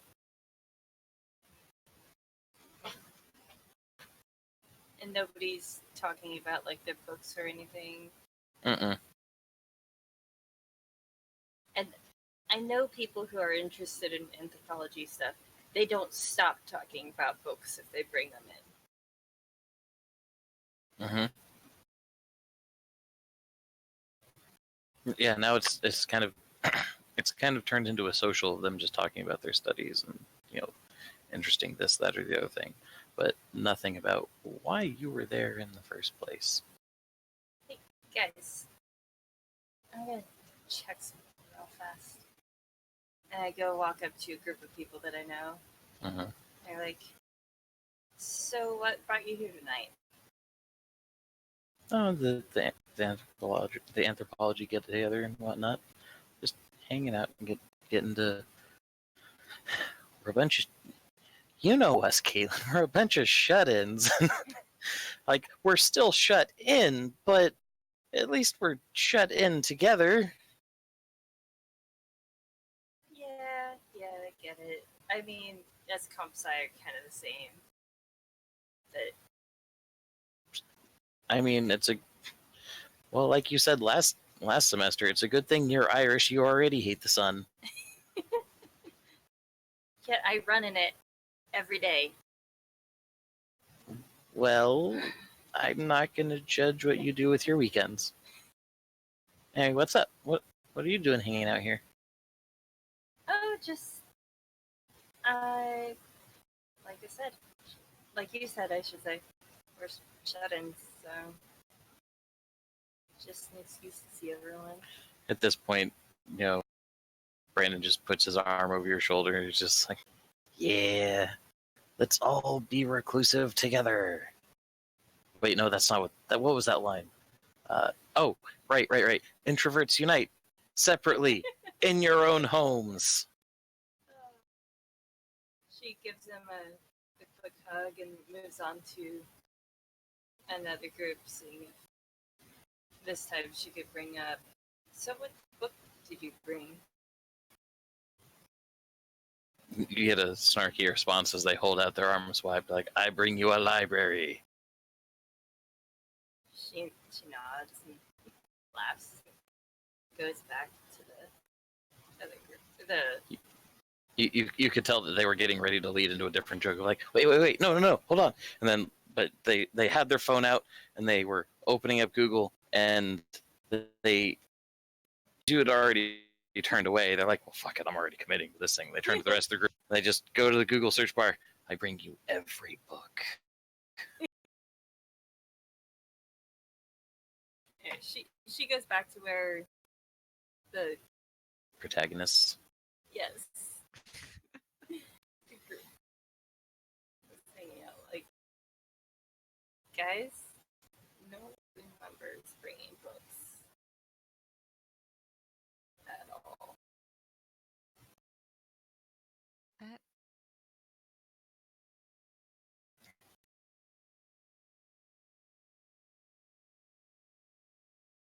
really like no books at all. Like, I asked somebody what book they brought, and they pointed at the library. I thought those jokes would get old by the time I was out of college.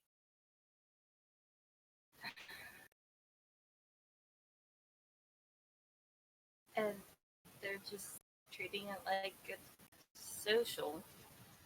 I mean, which it is, but it's not just that. It was supposed to be an exchange, so. Do the pamphlets still say this? What pamphlets? Well, they had one in their hands. Yeah, Natalie still has one in her hands. Do you? Does she? Do I? No. No, you don't. What the heck? You remember it. You have eidetic memory. You remember it. It was part of the conversation you were just having as a significant point. Yes. You don't remember what it looks like, Cassie. You just remember that there was a pamphlet. You have an idea that there was a pamphlet. And it didn't say Matilda's name. And it didn't say Matilda. Yeah, the pamphlet had problems. The pamphlet should have said Matilda's name. It didn't. You can't remember what its primary color was. Natalie, Like what kind of color palette it was in. Natalie looks down at her hand, expecting the pamphlet to be there. It has the amount of like has to like do a double take. Just wait. No. No, there. She kind of remember- looks at the ground. Did you drop it? What did it look like? It was a pamphlet. Yeah, but what color was it? I don't know, Matt. What color was it? One. Green. Green. It was green. It was green. You know, had the writing was white with black outline, and it didn't have Matilda's name on it. You guys can't see this, but Cassie's like trying to.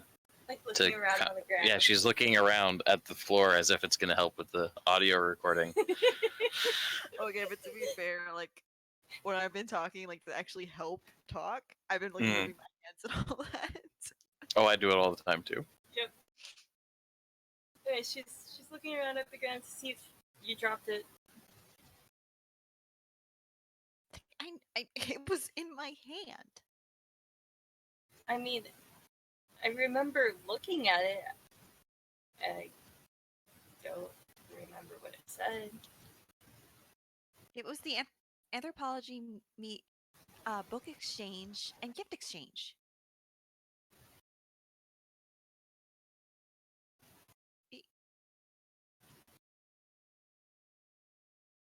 Is it weird that I don't remember what it said? Yes, it's very weird that you don't remember what it said. She'd actually look over at Ben and go, I don't need to text you this. This is weird. Highly weird. Yeah, Ben, you're in the same boat as Caitlin.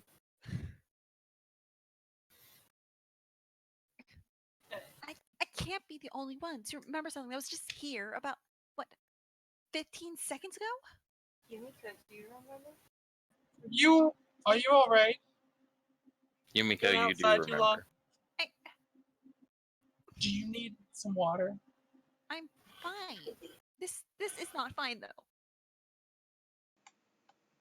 I mean, I dropped a 20-pound hunk of metal on that table with all the other gifts. This she gestures to where the gifts had been. It's not normal. I'm sure. I mean, yes, certainly there may be something strange going on, but that is easily explained. That some punk just came by while we weren't looking, grabbed the things while everyone was distracted, having, verbal intercourse or whatever they're doing. Ben mixes them in.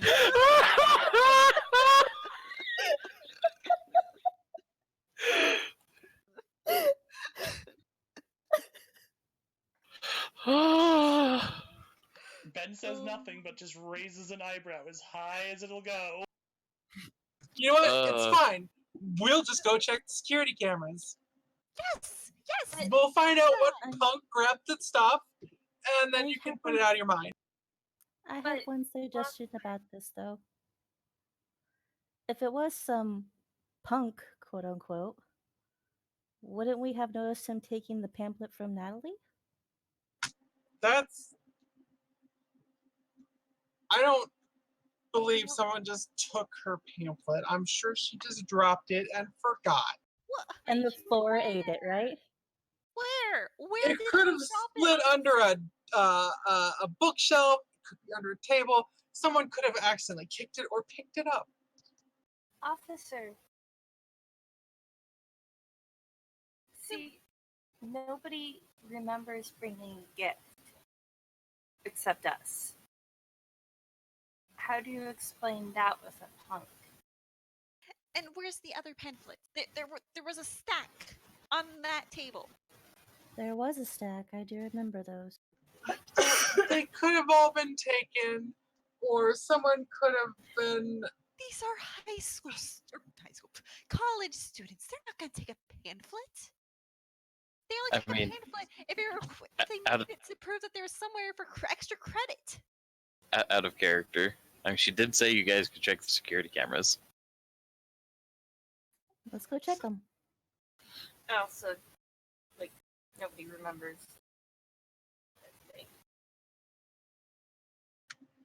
Come on. Matt, how long have we been discussing?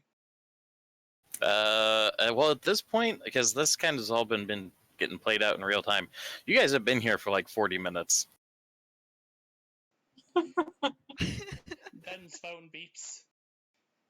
Pulls it out and looks at it. You guys go do that. I got a job to finish. Oh, I'll text you whatever we find.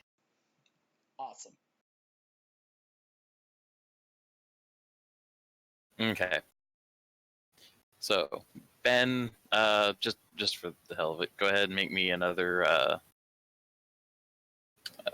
I guess it would be intelligence craft? Dex craft?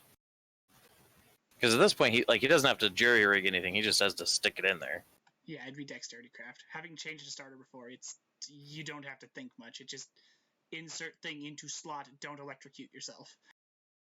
Pretty much. So yeah, so Dex craft engine mechanic specialty of a +1. Wait. You have his phone number? Before you make assumptions, I have his phone number. before you make any you make any indications, it is not that.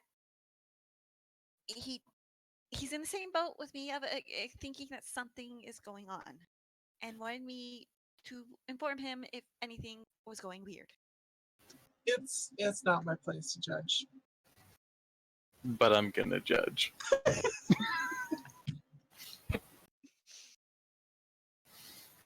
Yeah, Soon, Brooke, you too will have my number in your phone. at that, Kate kind of takes a small step away as she feels judged, even though she's not owning up to anything.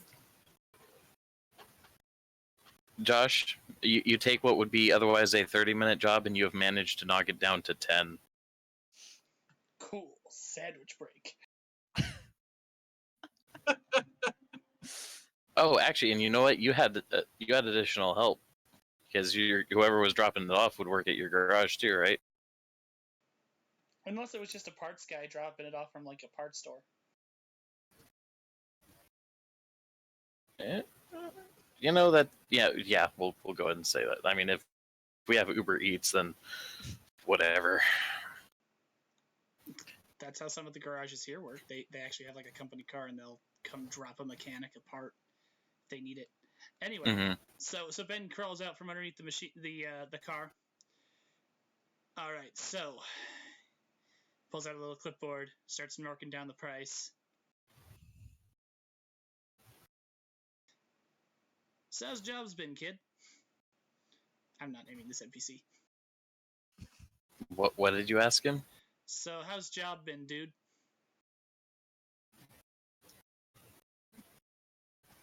I'm just going to go ahead and hand wave there because I'm assuming that you're gonna have him haggle it.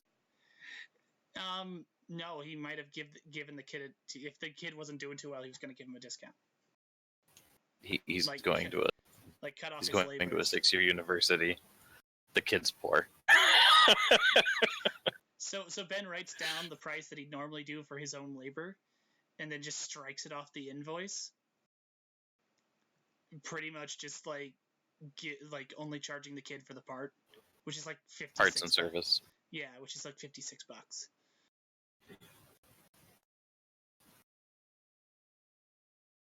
Kid is incredibly awkward, but obviously appreciative. He gives you like you could tell he tried, but this was a wimpy ass handshake.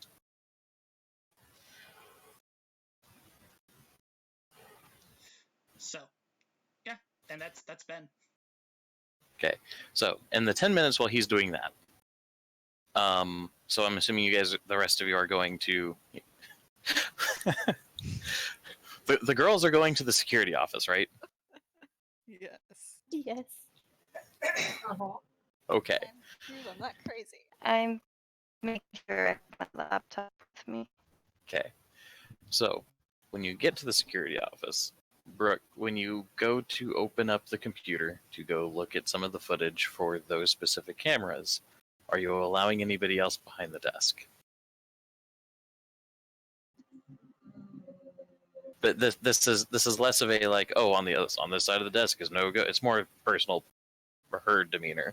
Yeah, I know. That's what I'm trying to think here. Because I was like, oh, there's no like reason. But It's not private. Like, it's not like it's a private room or anything that they're looking at. They were all in that room. That's what I was just saying. I was just saying it's the matter of, is Brooke going to let them, or is she going to be like, no, I'm in charge in this room? Library where it was. no, yeah, tell him to just have a seat at the other side of the desk. Okay. So I'm not going to make you roll computers. You use this program all the time. You're flipping through it and you're watching it. But what I do want you to roll me is make it a wits composure. But you're going to get a modifier bonus here. Plus, you get a +2.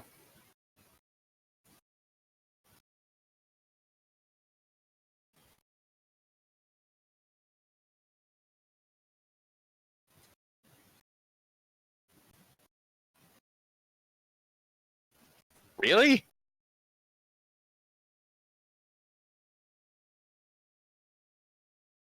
Wow. Okay. So you're looking through this video, and you're watching you guys, all kind of cluster over there. You're watching yourself in the video, just kind of keep scanning and and eventually somebody else walks into the room,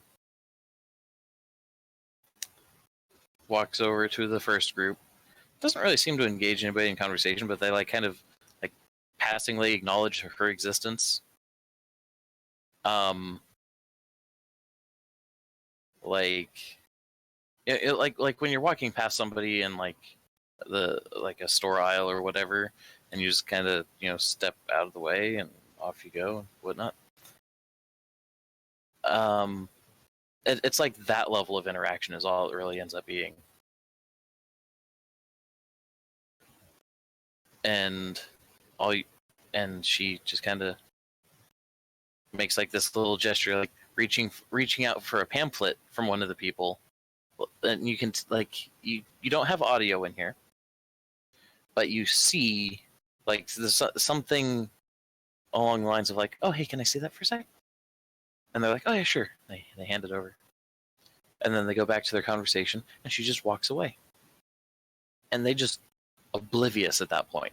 And she goes to the next group and does the same thing. Goes to the next group, does the same thing. And she and as she's walking over in front of the table that had all of the books and the gifts, she takes off her backpack, and she's just like, her behavior is as casual as if she was at a buffet. She just starts putting things in. She walks over and she asks Natalie if she can have her pamphlet. And then she kind of straightens out her backpack. And as she's walking out the door, you get a clear shot of Matilda's face.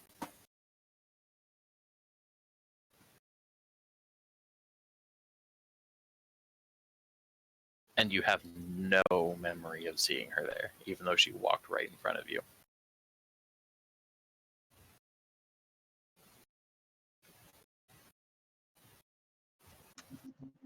Hi.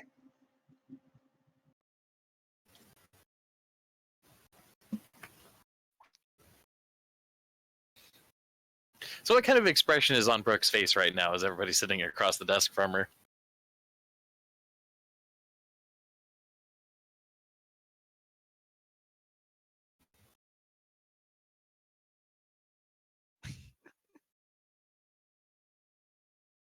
I find the silence to be very telling. A speechless Oh, expression. sorry. No, I just didn't hit the push to talk. Oh, okay. So she, starts with, like serious, stone face serious. And then it's like, aha, because, hey, look, an actual student taking stuff. Ah, ha, ha. And then it's like, and then it turns to just like shock. And it's like, wait.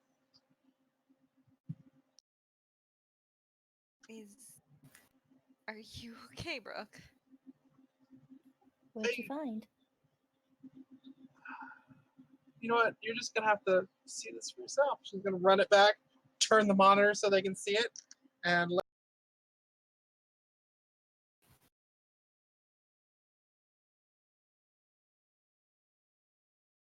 Same thing happens, but now, like, getting to see it right in front of you.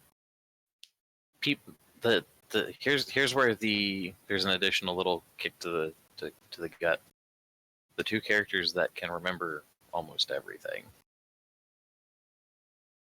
Like you remember what you had for lunch 2 weeks ago if you really decide that you're gonna, think about it. She was right in front of you. You were talking about her. You looked at her face, and you don't even remember her being there. Now the expression just goes like total awe before she just like mutters under her breath about something about how was that feeling. Yumiko's kind of in a state of shock. Her eyes are wider than normal.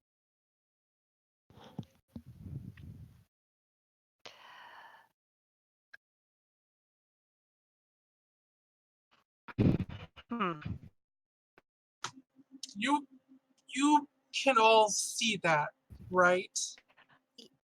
Far. There's How many? How far back and how many different places do you have video feeds from? That's a good idea. Can we find Matilda on any of the cameras, like outside the library or leading up to it, that kind of And also computers where things get the pamphlets might have gotten printed. So you want to set up. So you want to follow the pamphlets back to wherever they were at? She wants to see if, since Matilda was obviously there, did Matilda print the pamphlets? Okay, so that one's going to be a lot more involved. As far as, being the one at the keyboard and whatnot, yes, you can switch to a different camera. You can rewind it back, an hour ago or so, whatever it was at this point. And yeah, you see her walk out of the library and just start walking off campus.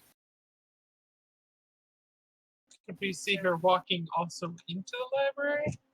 Yes. 1 second. Like, No. she was just walking down the sidewalk of the main roadway, walked into the library,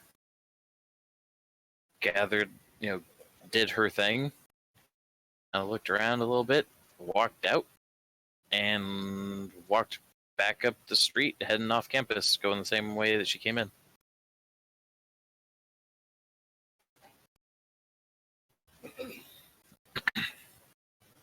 This Yeah. is impossible. I So was standing right there. what I want to ask to clarify, Cassie, is as far as you think about the pamphlets. So are you wanting to like follow the video of the pamphlets to see where they got printed at, and who did it? I was kind of figuring the pamphlets getting printed on campus because it was a campus event. Okay, so you'd be doing in that case a lot of watching video in reverse to follow it back, and so that one would be a time consuming thing. So that's going to be the matter of you have to let Brooke. Hi, Trina. You would have to get Brooke to let you run the video for that long. Meantime, Natalie's actually going to send a text to Ben detailing what they found.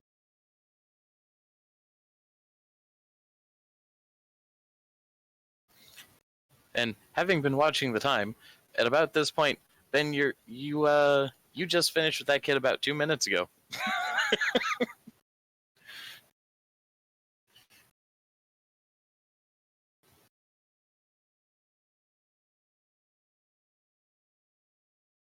Josh? Yes. The return text comes in on Natalie's phone. What? With a U. W-U-T. ... Is it bad that I imagine, like, Natalie's, like, despite being all, like, dude, this is happening, is, like, more so, like, polite, formal, and she just gets, what? In response. Specifically, ... W-U-T ... ...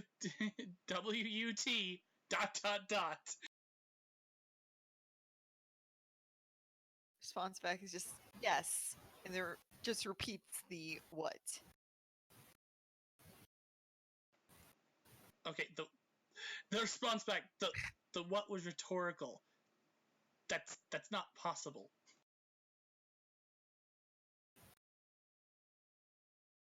As a context thing, is he heading towards the security station?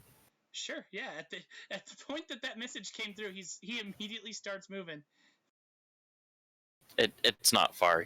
He's probably walking in pretty much right at that point. Okay, then he doesn't text. He just simply walks in and looks at Natalie and goes, the what was rhetorical. That's why it was misspelled. That's not possible. It shouldn't be. And yet it's right here on camera. I mean, I would have. She passed right by us. She took the pamphlet in my hand. She I talked to you. Her. There was no one in front of us the whole time. The camera says otherwise. I don't forget a face. Can Ben see it play back on the camera, like right now? Can you see the face there? Let's go with yes. That has probably been paused at the point as she's walking out where it shows Matilda's face. He like leans in real close, like getting closer will actually help him see better. Squints and goes, "The fuck." Does she have a twin sister? Does anyone know? Were any of you close? She never mentioned a sister. I don't think she had a sister. I mean, I saw her in passing most of the time. I don't remember her ever making a mention of really a family member like that. But even if she did, that doesn't explain why we don't remember any of it. drugs. We were all drugged. I wish it were that simple. DMT in the air conditioner. What? I don't know. That's the first thing that came to mind that made sense.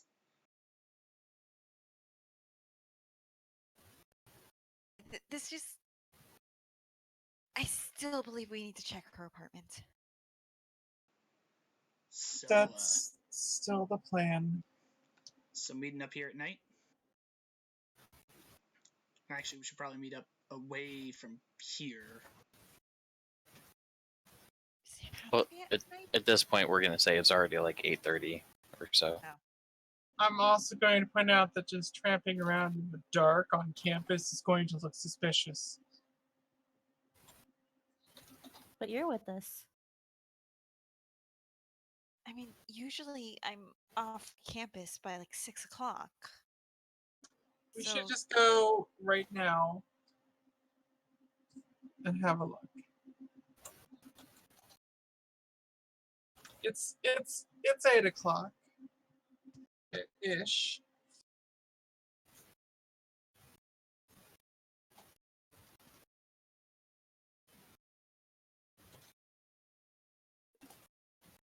I'm gonna go actually restart the dryer on my clothes. 1 minute.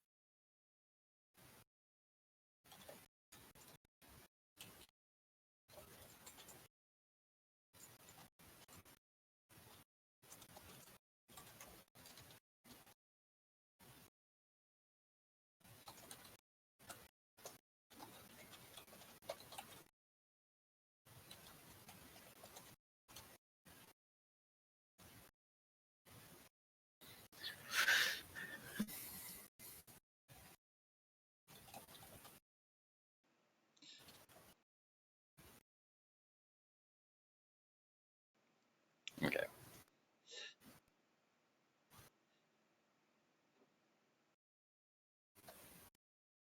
All right, I'm back.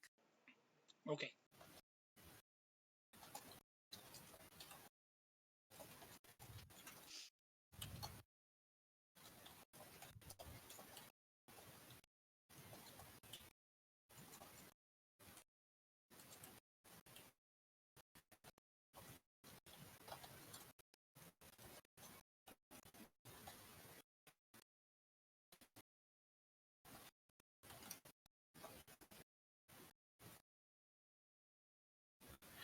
Okay. All right. So when is it? Are you guys just going over to the thing now, or Yes. are you going to do it later? Okay. So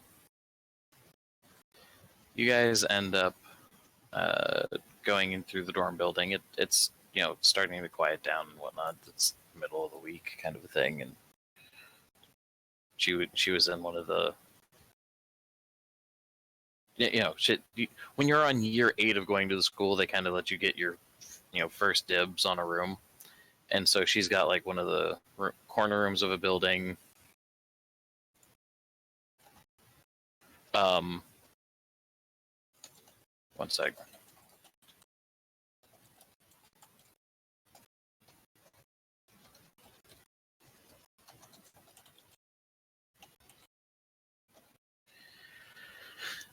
Anyway, so she had one of the corner rooms, like second floor, high enough that nobody can peek through your windows and ever, and low enough that you don't really have to go up a lot of stairs.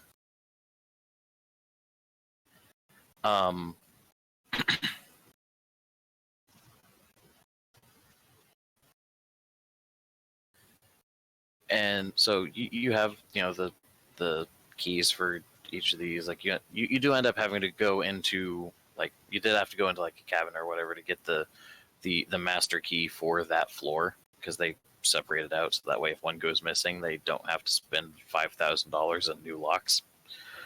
Right, sure.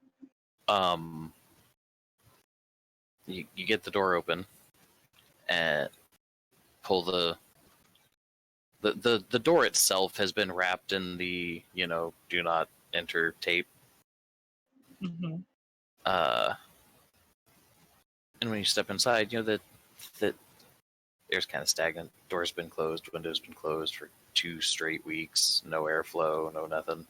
Her bed's off to the side. Her computer's over on the desk. Upon closer inspection, her monitor's over on the desk. Computer, there's no indication there was ever a computer tower. You guys remember that she tended to use a laptop. So she was probably just plugging it into the monitor. Then, as you're looking around, she's got all of her walls are lined with bookshelves.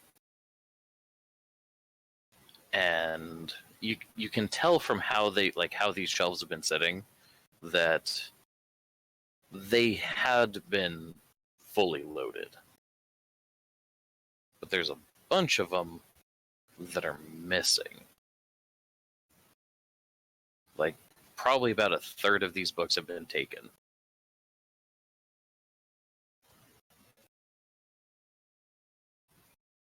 And I assume this is like a one-person dorm room kind of thing. Mm-hmm. Okay. Yeah, she had the room all to herself.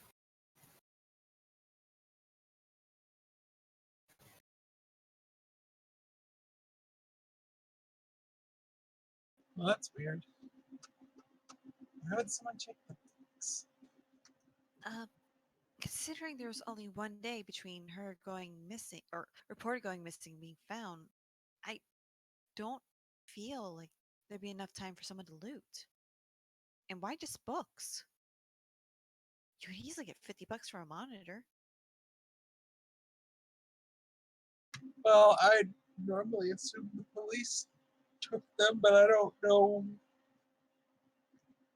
why Yeah, they no. would possibly need to take that many. A couple of them, maybe she had some hollowed out, kept things in them, contraband. Wouldn't they need to go through you to get like authorization? The police. Yeah, the police would still have to go through the security office to get the key to the door. No, it's fine. Like, okay, this is World of Darkness, not Shadowrun. Police still need permission to do things. Well, they'd have to come get the key. Did they? Nope. Actually, no, they did not.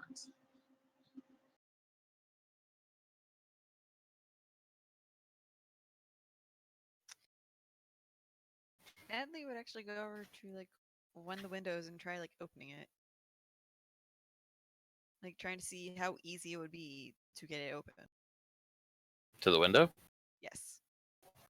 God damn it, Cassie. Said to the window? She's like, to the wall. I was thinking it. I wasn't gonna say I know you were. I was muted. Remember, Anyway. you married her. I know. Anyway. No, I'm trying to scratch my eye. Anyway, so you go over to the window and it's still locked. So to open it from the outside is not going to happen, but you can unlock it and open it if you want. There are no trees outside of the window either. Huh. The general aesthetic that her room is decorated in,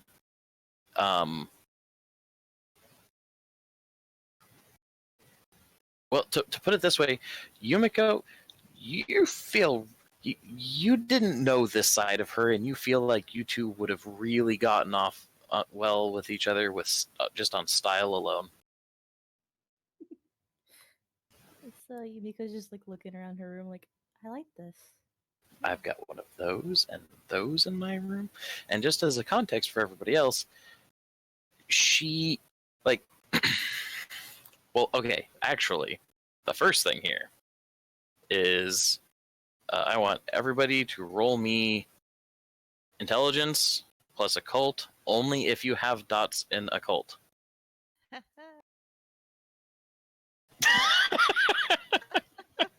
Fun guys. That's not me. Ah.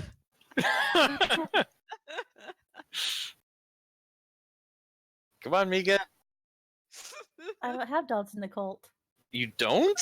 Really? No, I don't. What kind of med student goth are you? Am I the only one with points in a cult? I was going to put points in a cult, but then I decided, you know what? Oh my god, you guys are running a World of Darkness investigation mystery without any points in a cult. This is the glorious train wreck. I could take them as science of people in the cult, but that would defeat the purpose of having the Oh science my knowledge. God. Hey, Fun fact. we were told to make normal people. I know. That's what I was about to say. Why would Ben know anything about the occult? Ben doesn't learn good by books. I mean, I briefly considered it. Like, hey, maybe she saw something weird in Pakistan and decided to look into a few things. But I was like, nah, I'm over here we're supposed to call. be normal See, people. the sad part is That's too much. considering the theme of World of Darkness we're playing, that would make perfect sense for Brooke. She just met Al-Hazred. See, Oh, I jeez. was just thinking that, like, I was considering justifying it with her, religious studies and everything, but then I'm like, except it specifically says witchcraft and whatnot, and I was trying to see if it would work for church stuff, and it said no. A cult is is pretty much knowing enough about different, like a bunch of different religions, not just witchcraft, but Yeah, I know. yeah, it is a general blanket statement, occult general knowledge. It's funnier knowing that the freaking wannabe flower shop owner is I the can fix one this. with a cult. She Will you knows. allow me to take a point out of computer and put it into a cult? Yeah, I really don't need the politics point.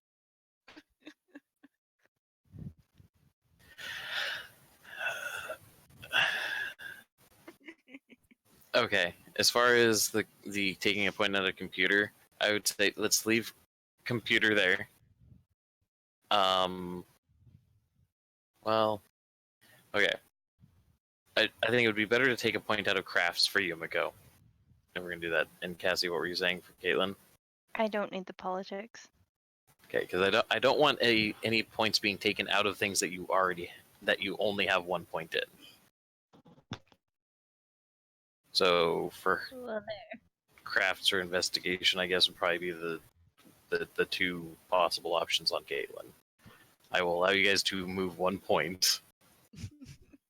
Done. Yeah, I'm gonna stick to it. Okay. Because I figure. I mean, I am perfectly okay with running a game where it's like only one person actually has any occult knowledge because she's also like the crazy one out of the group. So it I works. said people. She's Velma. Listen here. Makes You're sense. not It's talking. totally not dead people. It's just totally just feeling off about things. Totally. But if you think that it makes sense for me to have a cult with her religious upbringing, then As long as she was allowed to learn about things other than just Christianity. yeah. Okay.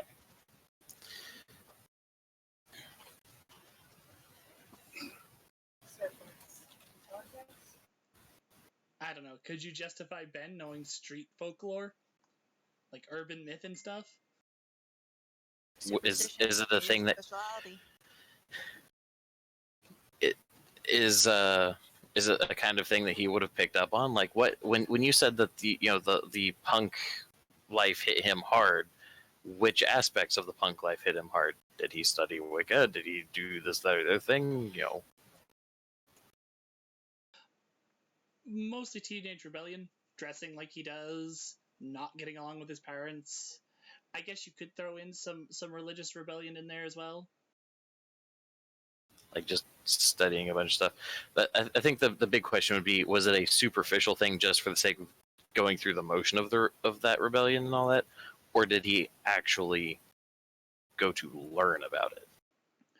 I was thinking that he might learn it from people and from being on the street among like lower classes of people a lot, like urban legends, slasher mythology, stuff like that. Things that people spread word of mouth. It's almost like it's superstition, Yeah, Yeah. little superstitions and Yeah. stuff. which is a specialization. Yes, one that you have. Yes. Then yes, Josh, I will say that one is okay to go. So, given the criteria, pretty much you're either dropping a point of computer or investigation to I'll pick drop, up an occult. I'll drop a dot of computer to pick up a dot of occult. Okay. Since you were already concerned about he might be too adept for computers for his background. Yeah, exactly. Okay, so go ahead and throw your roll. This gonna be awful.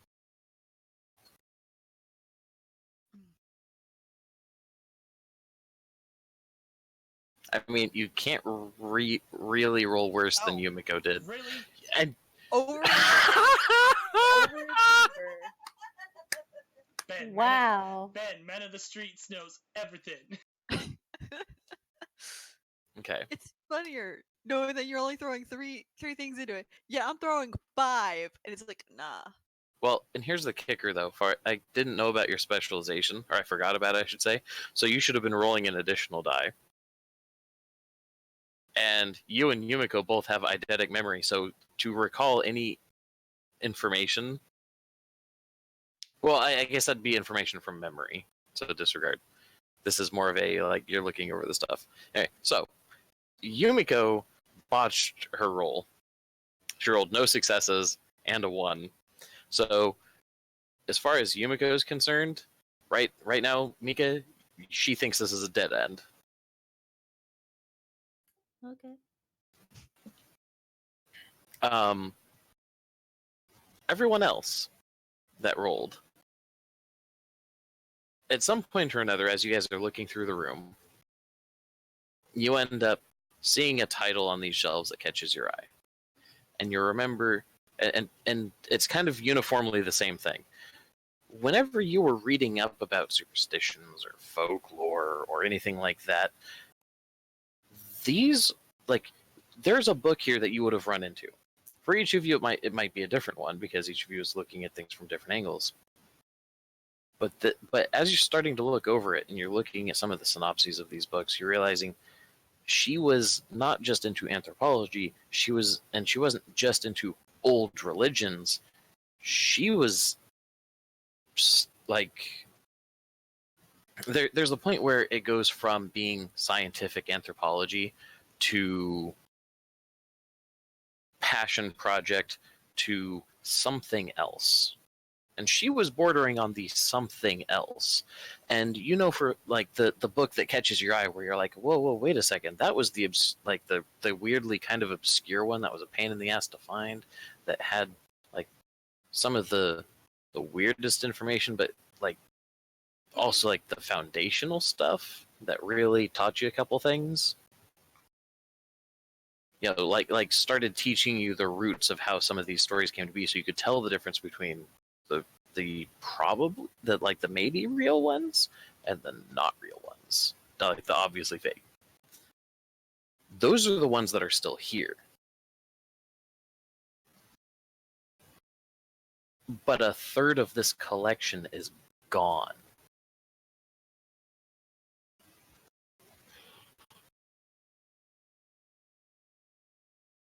This.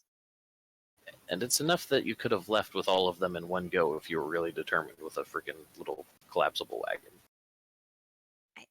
I know she was studying a broad topic, but this doesn't look like it was just a sit down Sunday reading.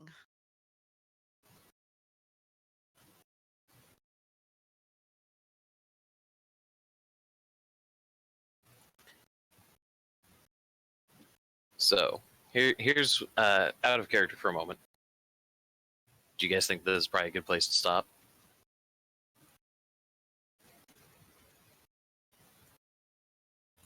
Very likely. Yeah, because for one, it's late, and for two, cliffhangers, and you guys can try and mull over this room. Yeah, this is nice.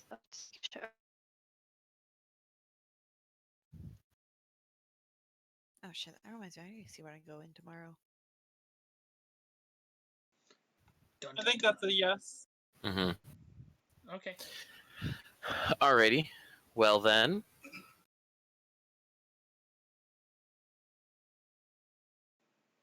Do we got a closing theme, Matt? yes, but let me see if I can pull this up. You guys go ahead and kill just another minute with role playing. So, I'm gonna read between the lines here. If everything here is like crap books, then the books that have been taken are probably important. I know I've had my own share of reading some of these, but I think I might know a few of the books that were missing. I'm gonna need some time just to see what all's here. If I'm allowed, that is. I can't you just take pictures? I She kind of think like just taps the side of her head.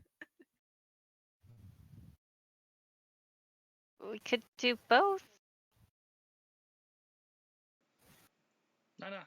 The longer we stay here, the the more likely it is someone's going to notice.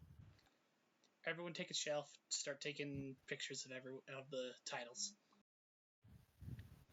Then we Got rock my and phone roll. out.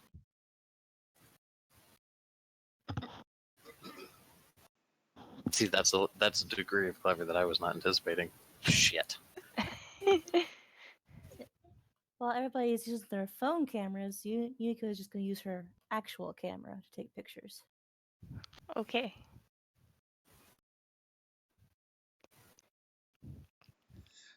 All right. So, just to set the tone for this, the sun is just going down at this point. The last 2 weeks have been mellower than